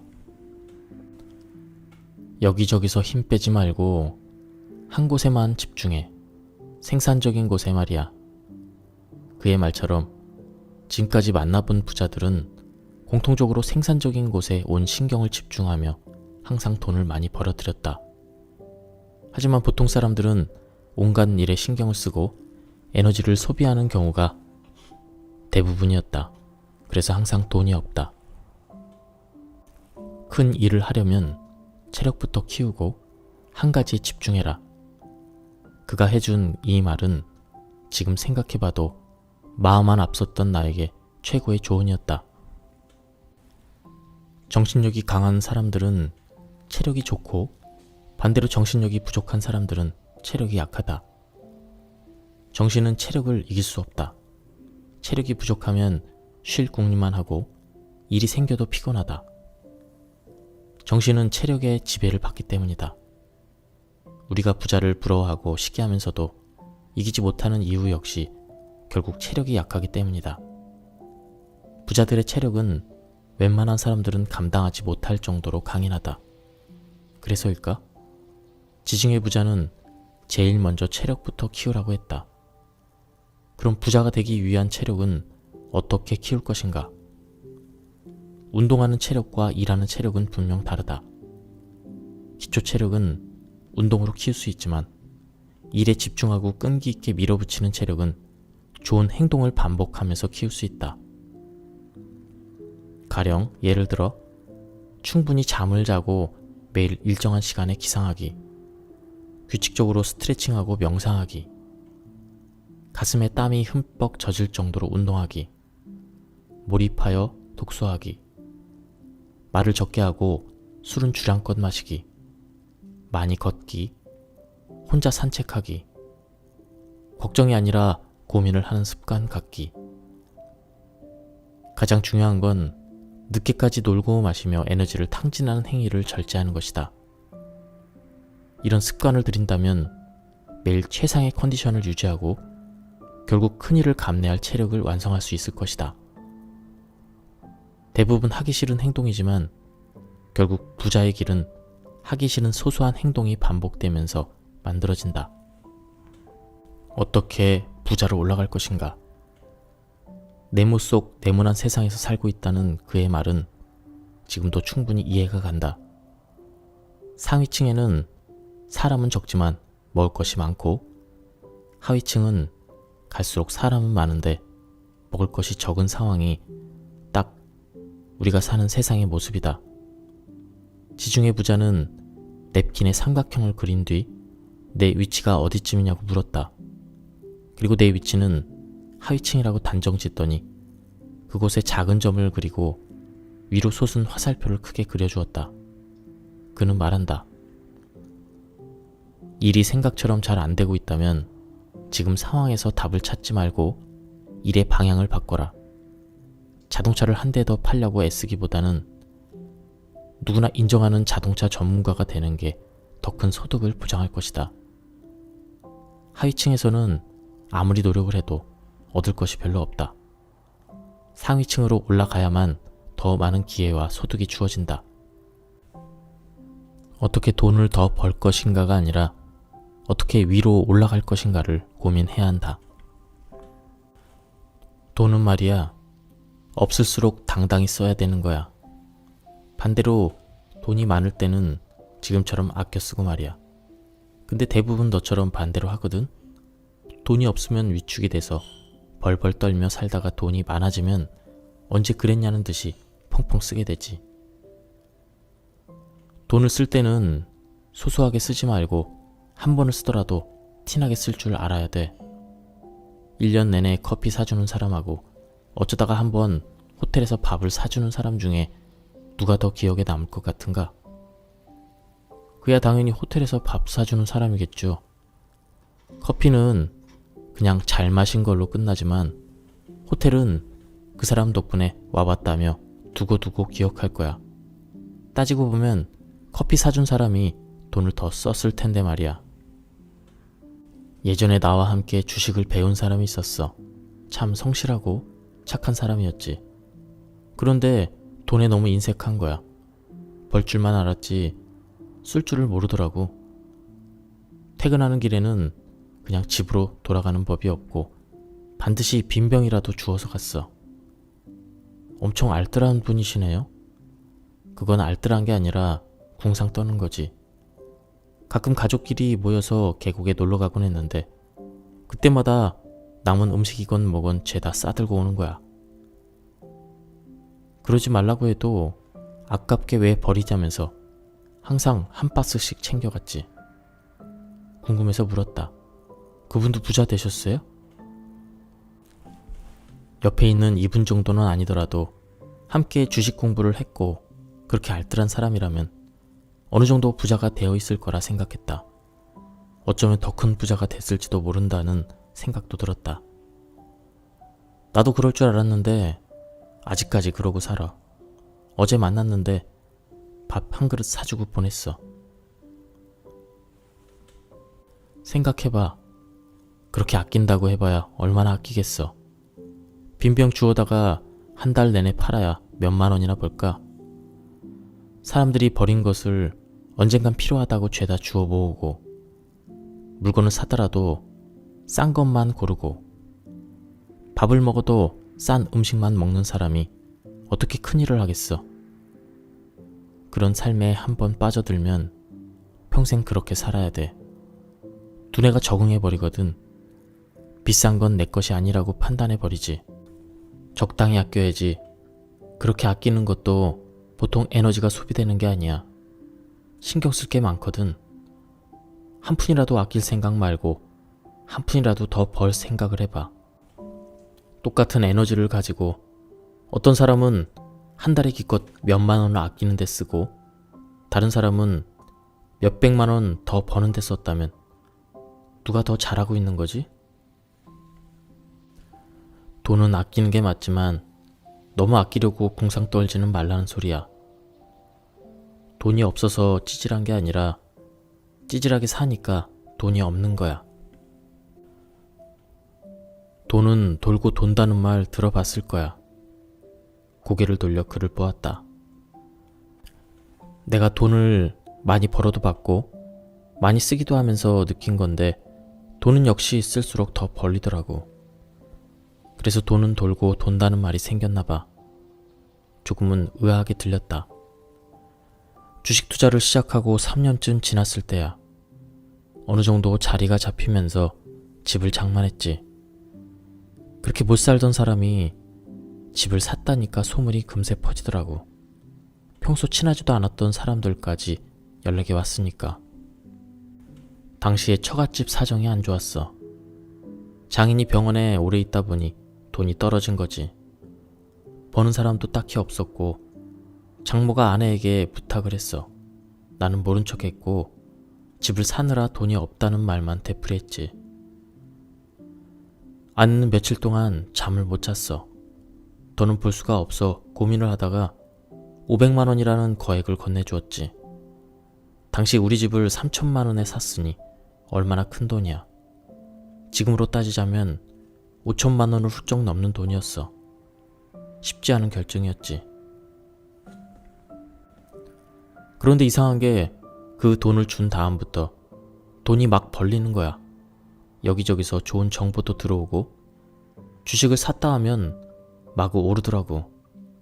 뭐라고 설명할 수 없을 정도로 돈을 벌었지. 그런 일이 몇 번 더 있었어. 처가뿐만 아니라 주변에 어려운 사람이 생기면 그냥 도와줬어. 버리는 셈치고 그냥 돈을 줬는데 정말 이상했어. 꼭 그 이상의 돈이 들어왔거든. 그럼 지금도 남을 도와주시겠네요? 지금은 방법이 달라졌어. 워낙 많은 곳에서 도와달라는 요청이 오니까 감당하기가 힘들어. 몇몇 단체에 정기적으로 기부를 하고 있지. 나도 얼마 안 되는 돈이지만 매달 자동으로 빠져나가는 기부금을 내고 있었다. 남을 위해 쓰는 돈은 없어지는 게 아니야. 어쩌면 투자일 수도 있다는 생각이 들어. 그럼 남을 위해서 일단 돈을 막 써야겠네요? 그는 못마땅한 듯 혀끝을 찼다. 돈은 어떤 경우라도 막 쓰는 법은 없는 거야. 쓰더라도 가치 있게 써야지. 돈을 많이 벌고 싶다고 했지? 그럼 그릇부터 키워봐. 그래야 큰 돈도 벌고 그 돈을 잘 간직할 수 있거든. 그럼 그릇은 어떻게 키워야 할까요? 어려울 것 없어. 남들에게 쓰는 만큼 그만큼이 딱 네 그릇이니까. 근데 왜 저한테는 왜 돈 안 쓰세요? 맨날 만날 때마다 제가 계산했거든요. 너는 내 그릇을 키워줄 사람이 아니잖아. 내가 네 그릇을 키워줄 텐데 당연히 네가 써야지. 남을 감동시키면 네 그릇은 저절로 커질 거야. 그러니 돈은 그때 써야겠지. 부자가 되는 아주 쉬운 비결 알려줄까? 깜짝 놀라 눈을 동그랗게 뜨고 대답을 기다렸다. 사람을 만나면 밥은 네가 사는 거야. 부자들은 돈을 쓰는데 우선순위가 있다. 첫째, 남을 위해 쓴다. 여기서 남은 아무나 될 수 없고 나의 그릇을 키워줄 수 있는 사람에 산한다. 사업을 하는 사람은 미래의 고객이 될 사람을 위해 투자를 하는 사람은 고급 정보를 주거나 투자 자금을 댈 사람 혹은 그럴 가능성이 있는 사람을 위해 돈을 쓴다. 둘째, 남을 감동시키기 위해 쓴다. 남을 감동시키면 그 이상의 돈을 벌 수 있다는 것을 경험했기에 과감하게 쓴다. 그래서 기부 문화가 부자들 사이에 쉽게 정착되었는지도 모른다. 돈은 돌고 돌아 언젠가는 다시 올 것이라는 것을 믿고 있다. 내가 아니면 자식에게라도 올 것이라고 생각한다. 대부분 나를 위해 혹은 가족을 위해 돈을 쓴다. 남을 위해 쓸 여유가 없다고 항변하지만 돈을 더 벌어도 상황은 여전하다. 왜냐하면 그럴 마음이 없으니까 내가 좋은 집에 살아야 하고 좋은 차를 타고 다녀야 한다. 거기에 좋은 옷을 입고 좋은 음식을 먹어야 한다. 그렇게 나와 가족에게만 돈을 쓰면 돈은 그저 없어지는 것에 불과하다. 다시 돌아올 여지가 없다. 돈은 나한테만 쓰면 돌지 않는다. 남들에게 써야 돌고 돌아서 새끼까지 쳐서 돌아온다. 한때는 미국의 엄청난 백만장자 집에 초대를 받은 적이 있어. 그 집은 굉장히 넓기도 했지만 좀 특이한 부분이 있었어. 수영장이야 대부분 있지만 골프장은 공동으로 만들어서 사용하더라고. 그쪽 멤버가 아니면 출입조차 할 수 없고 일반인은 있는지조차 몰라. 특이한 건 집집마다 농장이 있다는 거야. 소와 돼지는 물론이고 닭, 오리, 토마토, 고추, 과일까지 웬만한 것은 다 재배하고 있더라고. 직업이 농부도 아닐 텐데 말이야. 알고 보니까 백만장자들은 먹을 음식을 직접 기르고 있었던 거야. 음식을 주문하면 바로 도축하거나 야채를 뽑아서 요리를 하지. 좋은 품종의 좋은 먹이를 먹고 자라서인지 맛이 확실히 달랐어. 난 상상도 하지 못했던 일이었지. 그 사람들은 돈이 문제가 아니야. 백만장자들이 제일 무서워하는 게 뭔지 알아? 그들도 무서워하는 게 있나요? 하나같이 질병을 제일 무서워해. 그래서 감염에 민감할 정도로 신경을 쓰지. 집안 곳곳에 세균 억제 장치는 물론이고 개인 주치의를 두면서 수시로 검진을 받아. 음식 재료를 직접 길러 먹는 것도 우선은 질병을 예방하기 위해서지. 일반 유통식품은 믿을 수 없다고 생각하거든. 병에 걸리면 병원 가서 치료하면 되지. 그렇게까지 예민하게 굴 필요 있을까요? 한없이 살 수도 없을 텐데 말이죠. 갑자기 불로초를 소망했던 진시황이 떠올랐다. 나도 그렇게 생각했는데 막상 그 입장이 되어보니 나도 똑같이 행동하더라고. 돈이 어마어마하게 많으면 철학이 바뀌거든. 재산이 얼마인지 계산했는데 평생 펑펑 써도 다 못 쓸 돈이란 걸 알게 되면 그때부터 돈에 대한 철학이 바뀌는 거야. 몇 년 동안 그렇게 썼는데도 자산이 오히려 늘고 있는 경우가 많거든. 상상이 안 되겠지만 이제부터 돈이 돈 같지 않아. 이전까지는 돈을 벌기 위해 인생을 바쳤다면 그때부터는 내 인생을 위해 돈을 쓰면서 변화가 시작되는 거야. 그렇게 사는 인생은 정말 재미있어. 그 기분을 오랫동안 즐기고 싶고 말이야. 그러려면 오래 살아야 되는데 병이라도 걸리면 큰일이니 돈이 얼마나 들든지 건강을 위해 엄청난 돈을 쓰게 되지. 유명한 개인 주치의를 두면서 건강을 체크하고 농작물과 가축도 최고의 조건에서 키워서 최상의 영양소를 섭취하고 말이야. 나이는 70을 훌쩍 넘겼는데도 몸은 항상 50대를 유지하게끔 하니까. 더 건강해지는 일보다 중요한 건 지금의 건강을 지키는 거야. 그러기 위해 부자들은 항상 몇 가지 원칙을 실천해. 적정한 체중을 유지하기 위해 식단을 조절하고 아침 식사는 신선한 야채와 목장에서 갓 나온 우유를 섭취하는 등의 원칙이 있어. 하루에 2시간씩 운동하고 술을 마시더라도 컨디션을 고려해서 절제하지. 그들은 젊음과 건강을 유지하려는 습관이 몸에 배어 있거든. 자선 파티에서 백만장자를 만나고부터 그쪽 사람들과 어울리게 됐어. 기부하는 모임에 갈 때마다 자연스럽게 친한 사람들이 늘더라고. 얼떨결에 참석한 모임에서 10만 달러를 기부한 게 나를 알리는 좋은 기회로 작용한 거야. 소문이 금세 퍼져서 각계각층의 좋은 사람들을 많이 사귀게 되었으니까. 미국이나 유럽에서는 자선 모임이 부자들의 사교 클럽으로 통하지. 어쩔 땐 서로 경쟁적으로 기부하면서 자산을 뽐내기도 하고 말이야. 그런 모임에 초대를 받았다는 것 자체만으로도 이미 인정받는 부자가 된 거야. 너도 나중에 그런 자리에 참석하면 처음부터 아끼지 말고 기부를 해봐. 도저히 만날 수 없는 사람들까지 너를 찾아올 테니까. 부자들이 건강 다음으로 돈을 쓰는 데가 바로 자식 교육이야. 학습은 물론 예절과 사람을 사귀는 방법까지 배움이 필요한 모든 것을 유명한 개인교사가 붙어서 가르치지. 그 중에서 제일 중요하게 배우는 건 바로 자산관리야. 부자들은 인생에서 가장 중요하게 관리해야 될 것으로 돈을 꼽거든. 부자들은 자산관리가 제일 중요하다고 자식에게 가르치는데 왜 보통 사람들은 자산관리에 대해서 별로 신경을 안 쓸까? 네가 관련 일을 하니까 잘 알겠지? 그야 관리할 돈이 없으니까 그런 거 아닐까요? 그는 못마땅한 표정으로 혀를 찼다. 관리할 돈이 없어서 그런 게 아니라 관리를 안 하니까 돈이 없는 거야. 똑같이 벌어도 누구는 집이 몇 채인데 누구는 빚만 수억이잖아. 부자들은 자산 관리를 어떻게 할 것 같은가? 그야 전문가들이 알아서 해주지 않나요? 그렇긴 하지만 전문가들도 믿지 못해. 대부분 최종 점검은 직접 꼼꼼히 챙기지.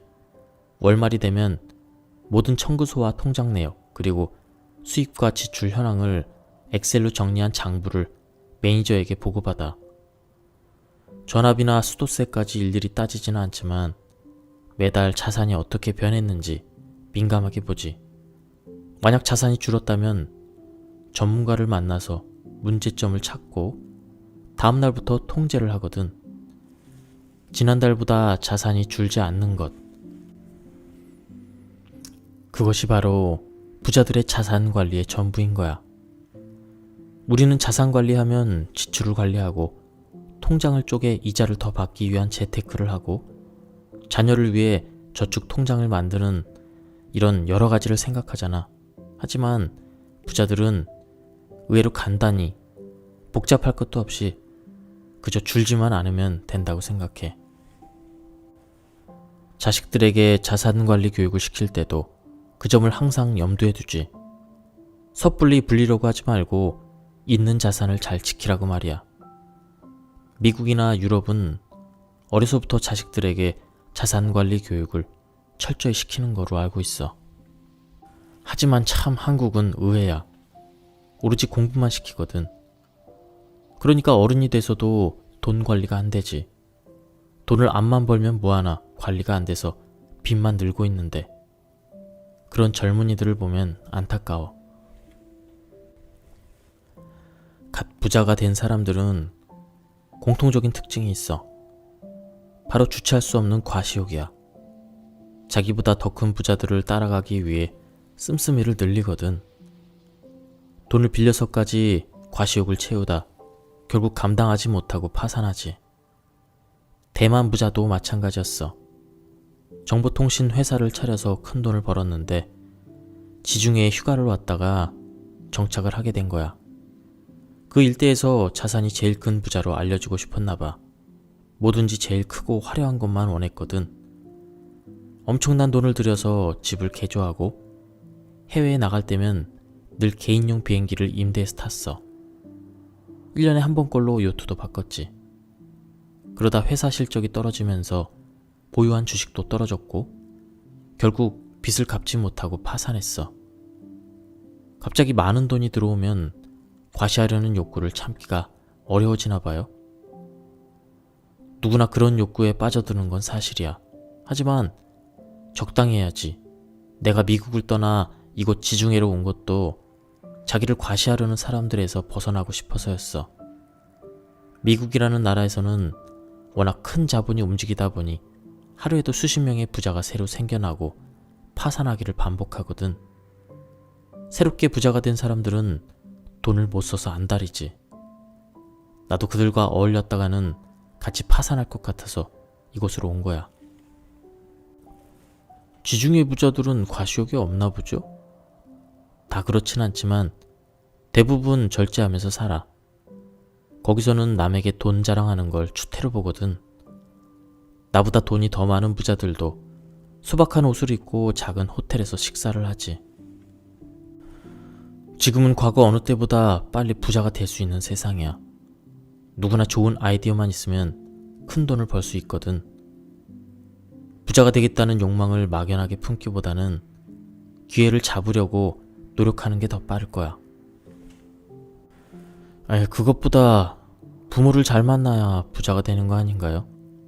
그렇지 않아. 부모를 잘 만났거나 유명인이 돼서 부자가 된 사람은 10명 중 1명도 안 돼.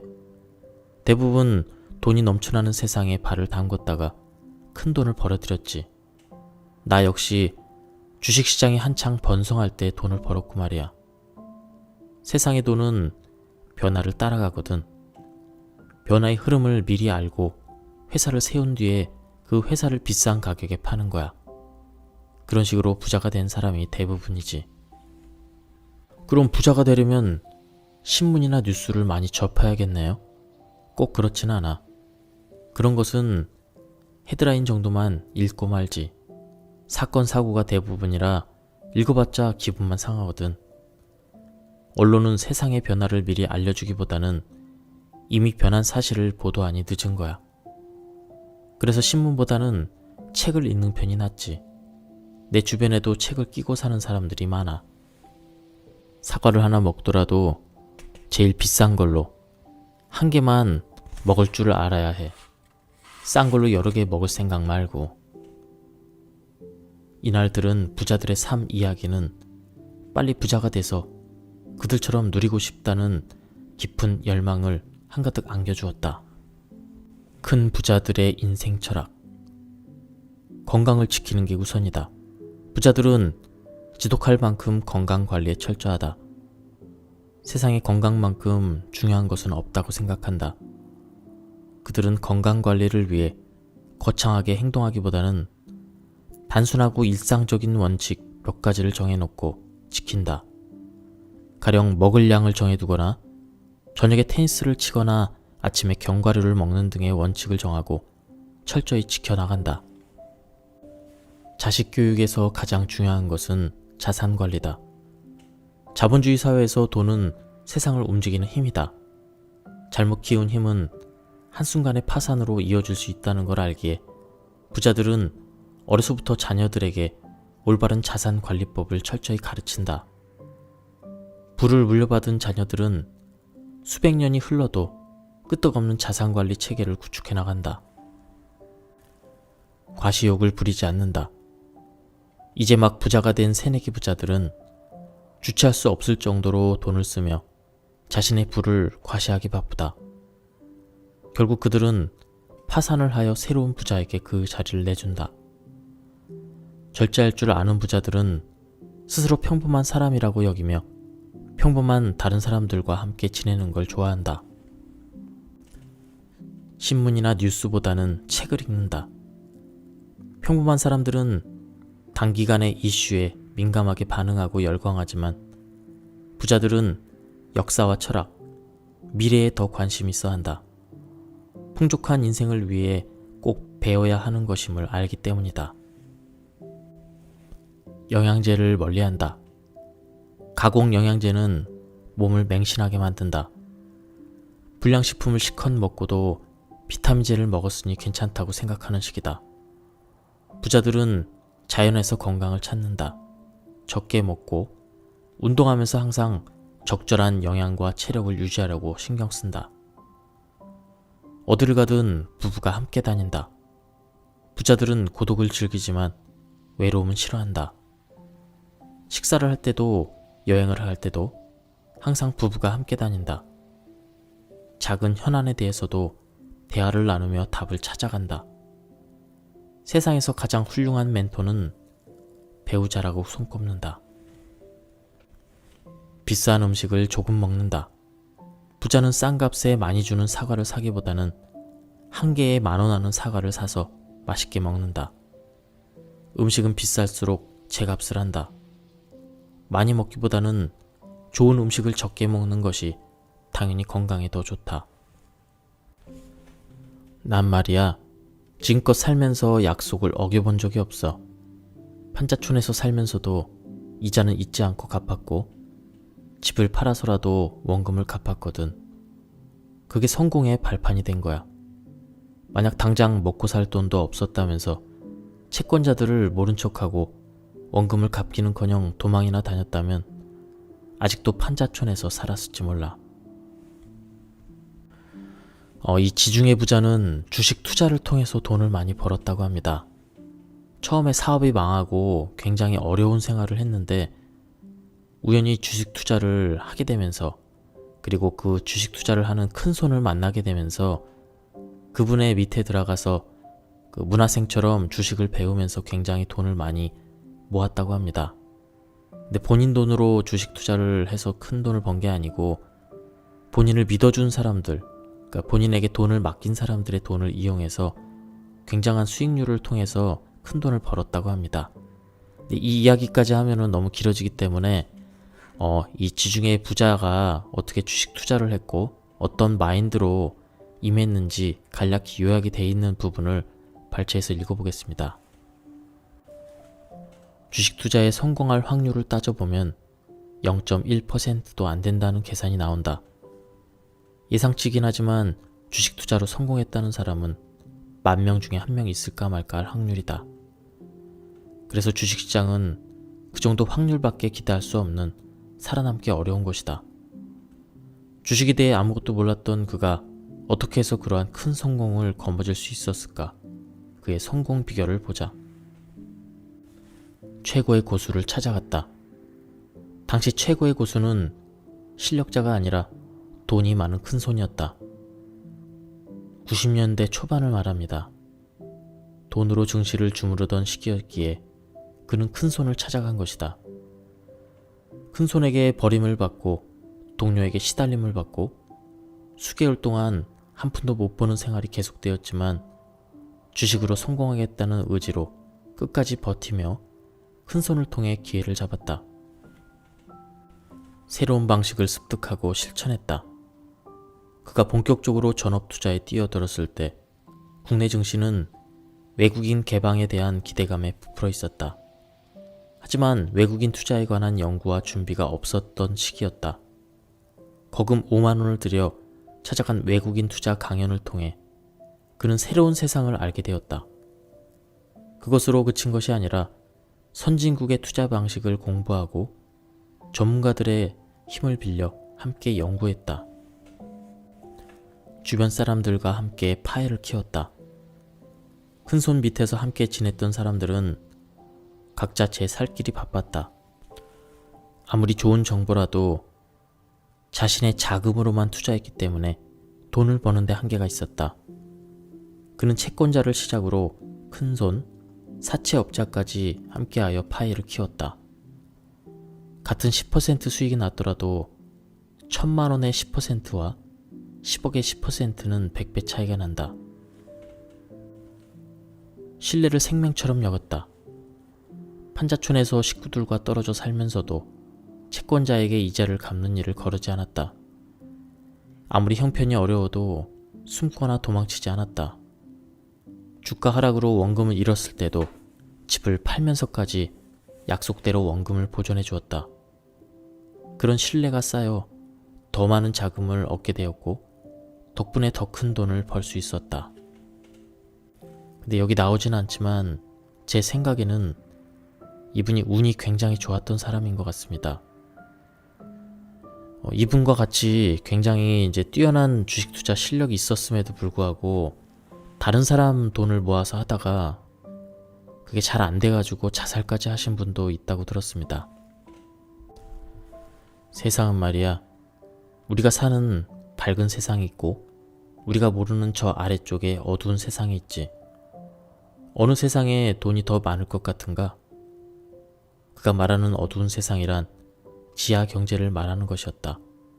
나는 당연히 어두운 세상에 돈이 더 많을 것 같다고 대답했다. 그는 좋게 8배 이상의 많은 돈이 어두운 세상에 있다고 했다.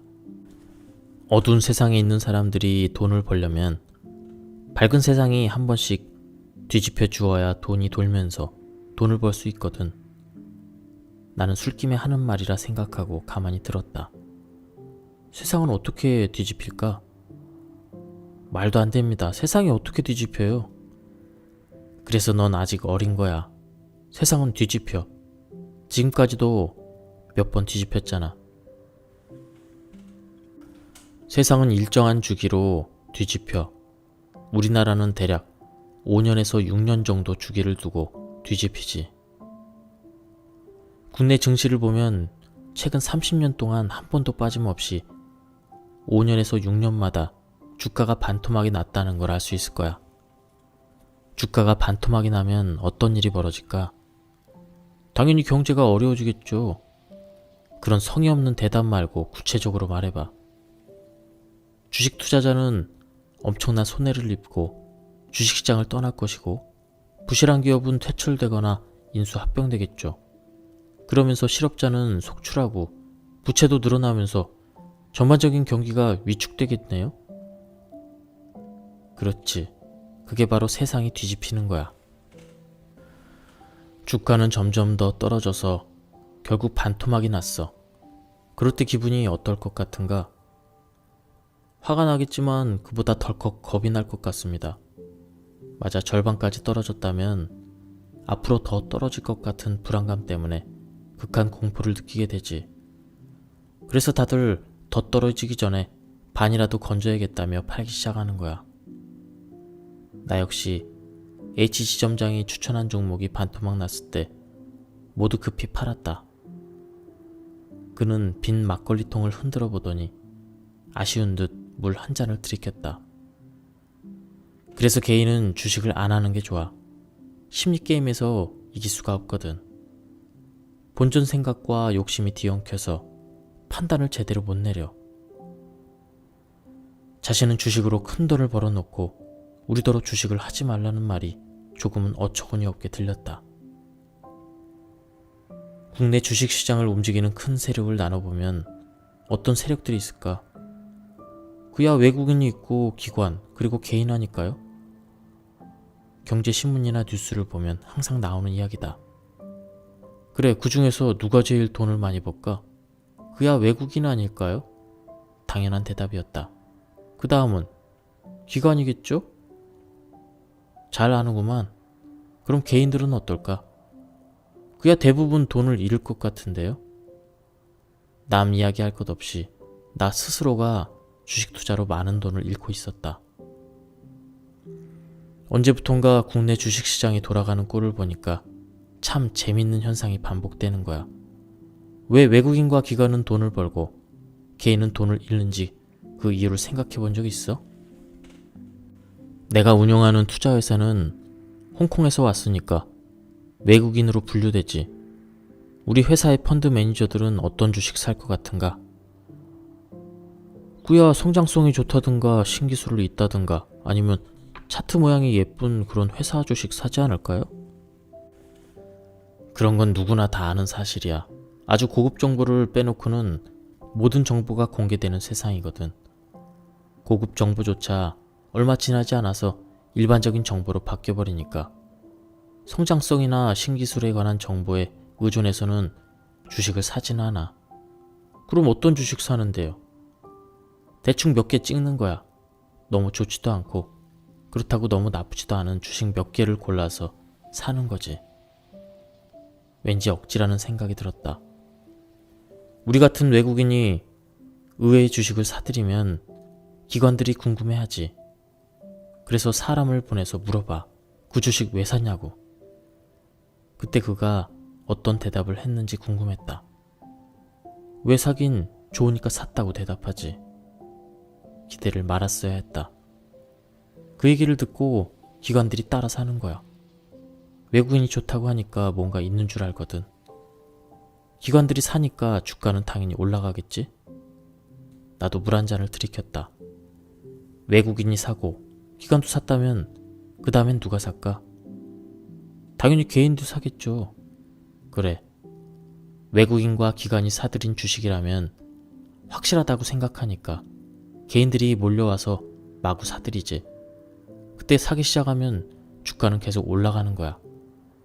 그때 우리는 제일 먼저 팔면서 높은 수익을 내고 그 다음으로 기관이 팔면서 수익을 얻지. 개인들은 어떨까? 갑자기 개인 투자자들이 불쌍하다는 생각이 들었다. 개인들은 비싼 가격으로 투자시장에 들어와 팔지도 못하고 손해만 입는 거야. 외국인과 기관이 갑자기 팔 때는 대응할 수가 없거든. 그들이 손해를 본 만큼 외국인과 기관은 이익을 보는 거지. 지금 외국인과 기관의 세력이 커지면서 이런 현상이 계속 반복되고 있어. 그러니까 개인은 주식 투자를 안 하는 게 좋다고 말한 거야.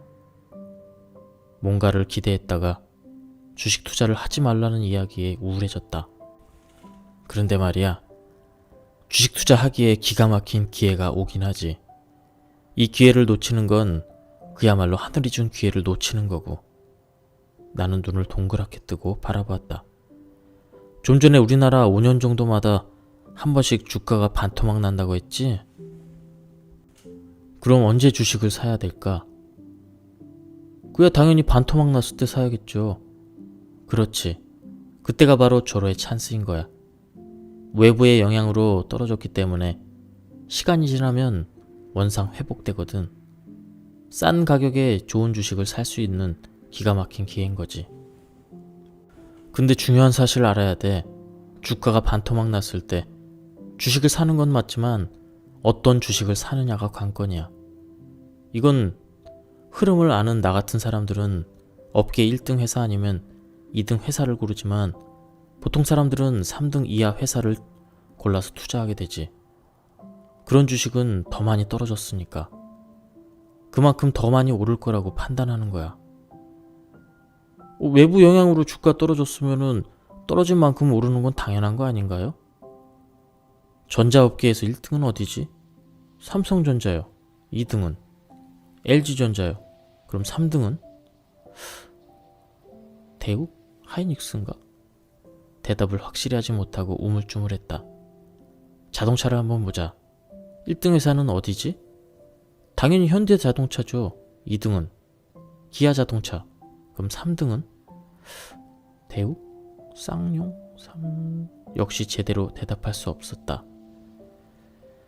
이렇게 주가가 반토막이 날 정도로 세상이 뒤집히면 업계 1등주나 2등주는 대부분 살아남지만 3등주부터는 없어지거나 인수당할 확률이 크지.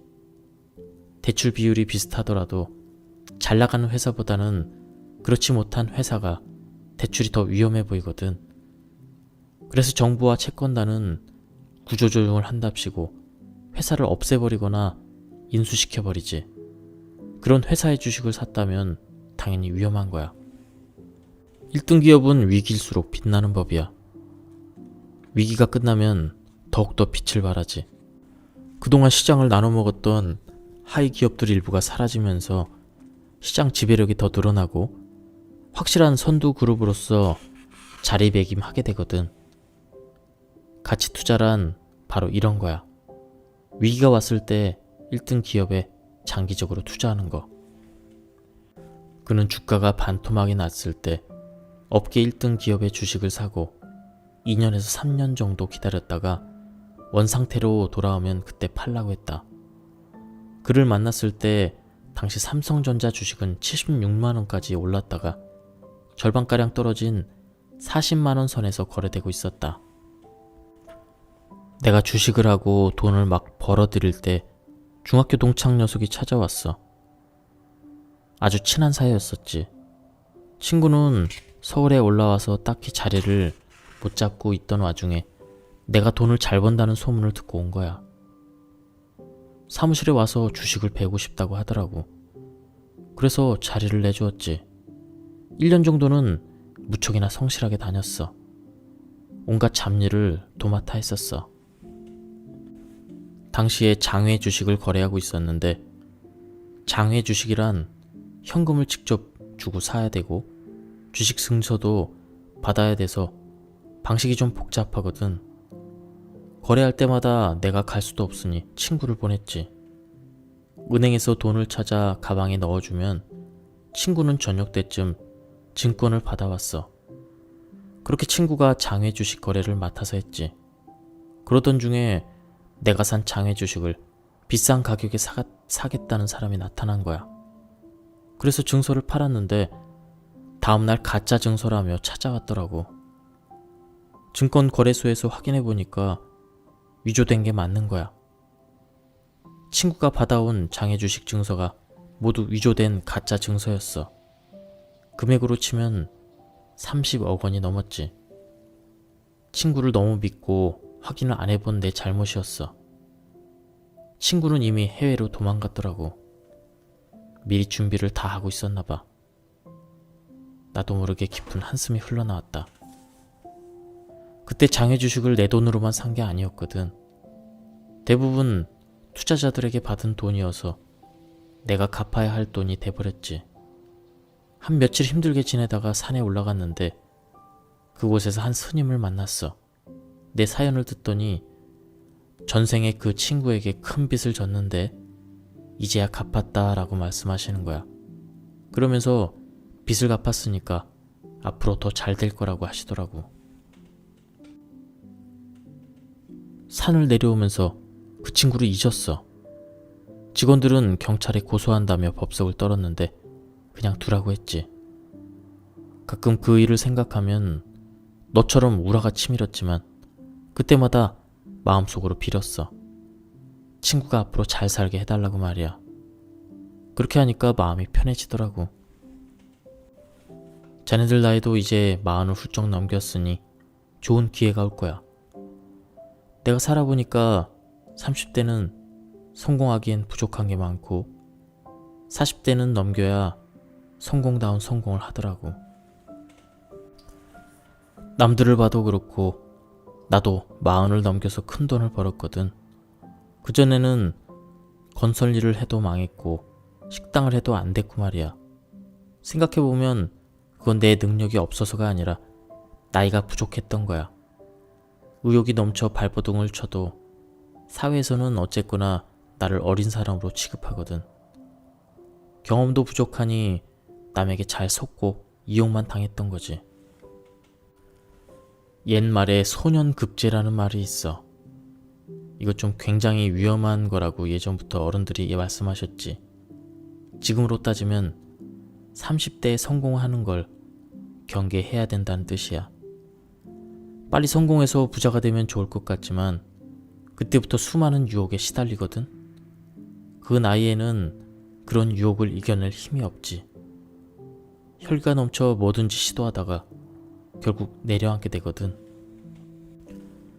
성공의 기회는 자기가 만드는 거야. 가만히 있으면서 기회가 오기만을 기다리는 건 도둑놈 심보지. 부자가 되는 건 어려울 거 없어. 준비하고 있다가 기회가 왔을 때 붙잡으면 되지. 평소 준비를 안 해두었으니 기회가 와도 모르는 거야. 어떤 준비를 해야 될지도 모르고 말이야. 그럼 마지막으로 지중해 부자의 어록, 이 뒤에 부록처럼 나온 부분이 있는데 내용이 좋아서 발췌해서 읽어드리고 오늘 영상을 마치도록 하겠습니다. 사람들은 부자가 되는데 특별한 방법이 있을 거라고 생각하는데 그렇지 않습니다. 행복하게 살려면 어떻게 해야 될까요? 오늘을 행복하게 살면 내일도 행복할 일이 많아지듯이 오늘 부자처럼 생각하고 행동하면 결국 부자가 될 수 있습니다. 부자는 계산기를 두드려서는 절대 될 수 없습니다.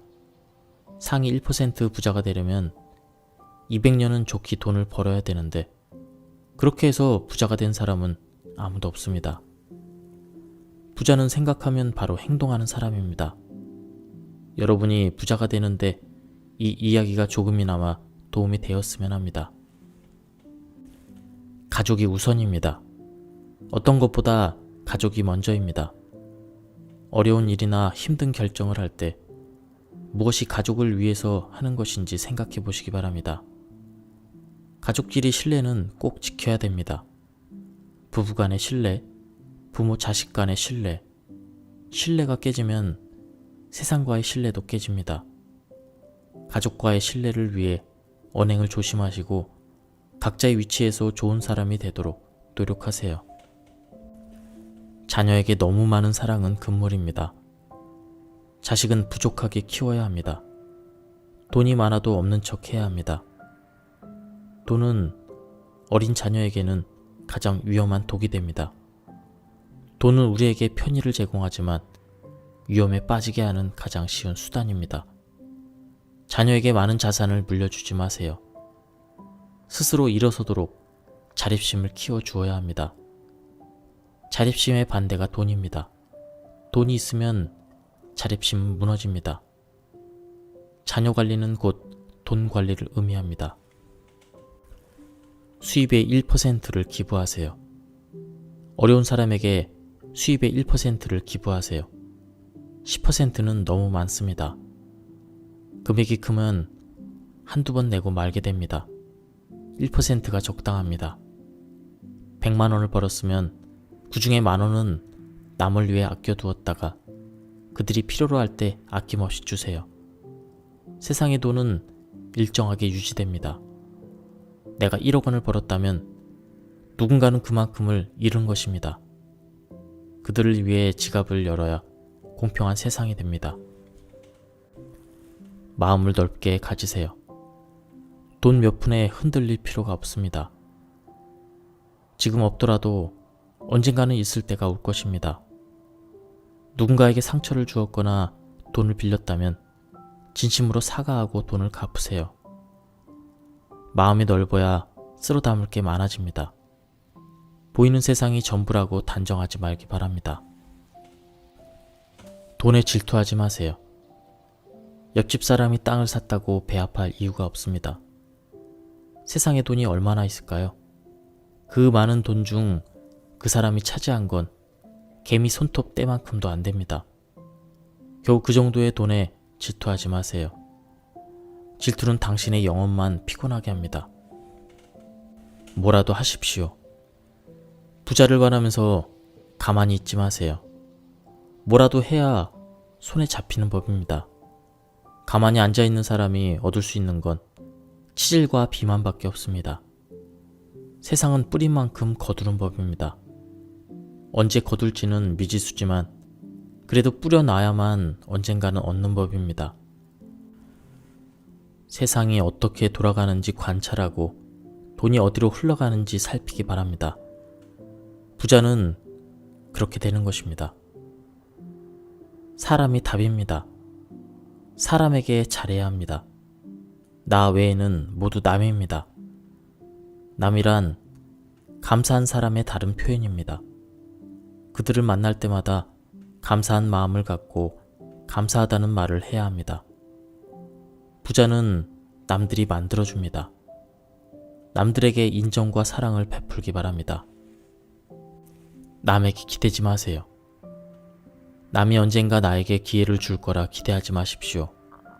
그들도 먹고 살기 바빠서 나에게까지 올 것이 없습니다. 나중에 한몫 챙겨준다는 건 나를 제대로 이용하겠다는 것입니다. 그런 사람들은 버리세요. 평생을 이용만 당하다가 사기까지 당하게 됩니다. 세상에 헛수고는 없습니다. 세상에 공짜는 없듯이 헛수고도 없습니다. 지금까지 노력한 결과가 없다고 절망할 필요가 없습니다. 때가 되면 그 수고에 대한 대가가 반드시 나타납니다. 뭐든지 열심히 하세요. 남들이 알아주든 말든 열심히 헛발질을 하세요. 그런 것들을 모아 한 번에 큰 힘을 쓸 수가 있습니다. 예술에 관심을 가지세요. 악기, 그림, 골동품, 음악. 부자들은 이런 것들을 좋아합니다. 예술은 영혼을 맑게 해줍니다. 영혼이 맑아야 번뜩이는 아이디어를 떠올릴 수 있습니다. 기가 막힌 생각은 내가 하는 것이 아니라 세상이 보내주는 메시지입니다. 그 메시지를 받으려면 예술로 영혼을 다스려야 합니다. 몸을 아끼세요. 무리하지 마십시오. 몸이 지치면 아무것도 할 수 없습니다. 몸이 병드는 건 부자가 되는데 최대의 적입니다. 내 몸은 내가 잘 알기 때문에 내가 챙겨야 합니다. 힘들면 쉬고 아프면 병원에 가세요.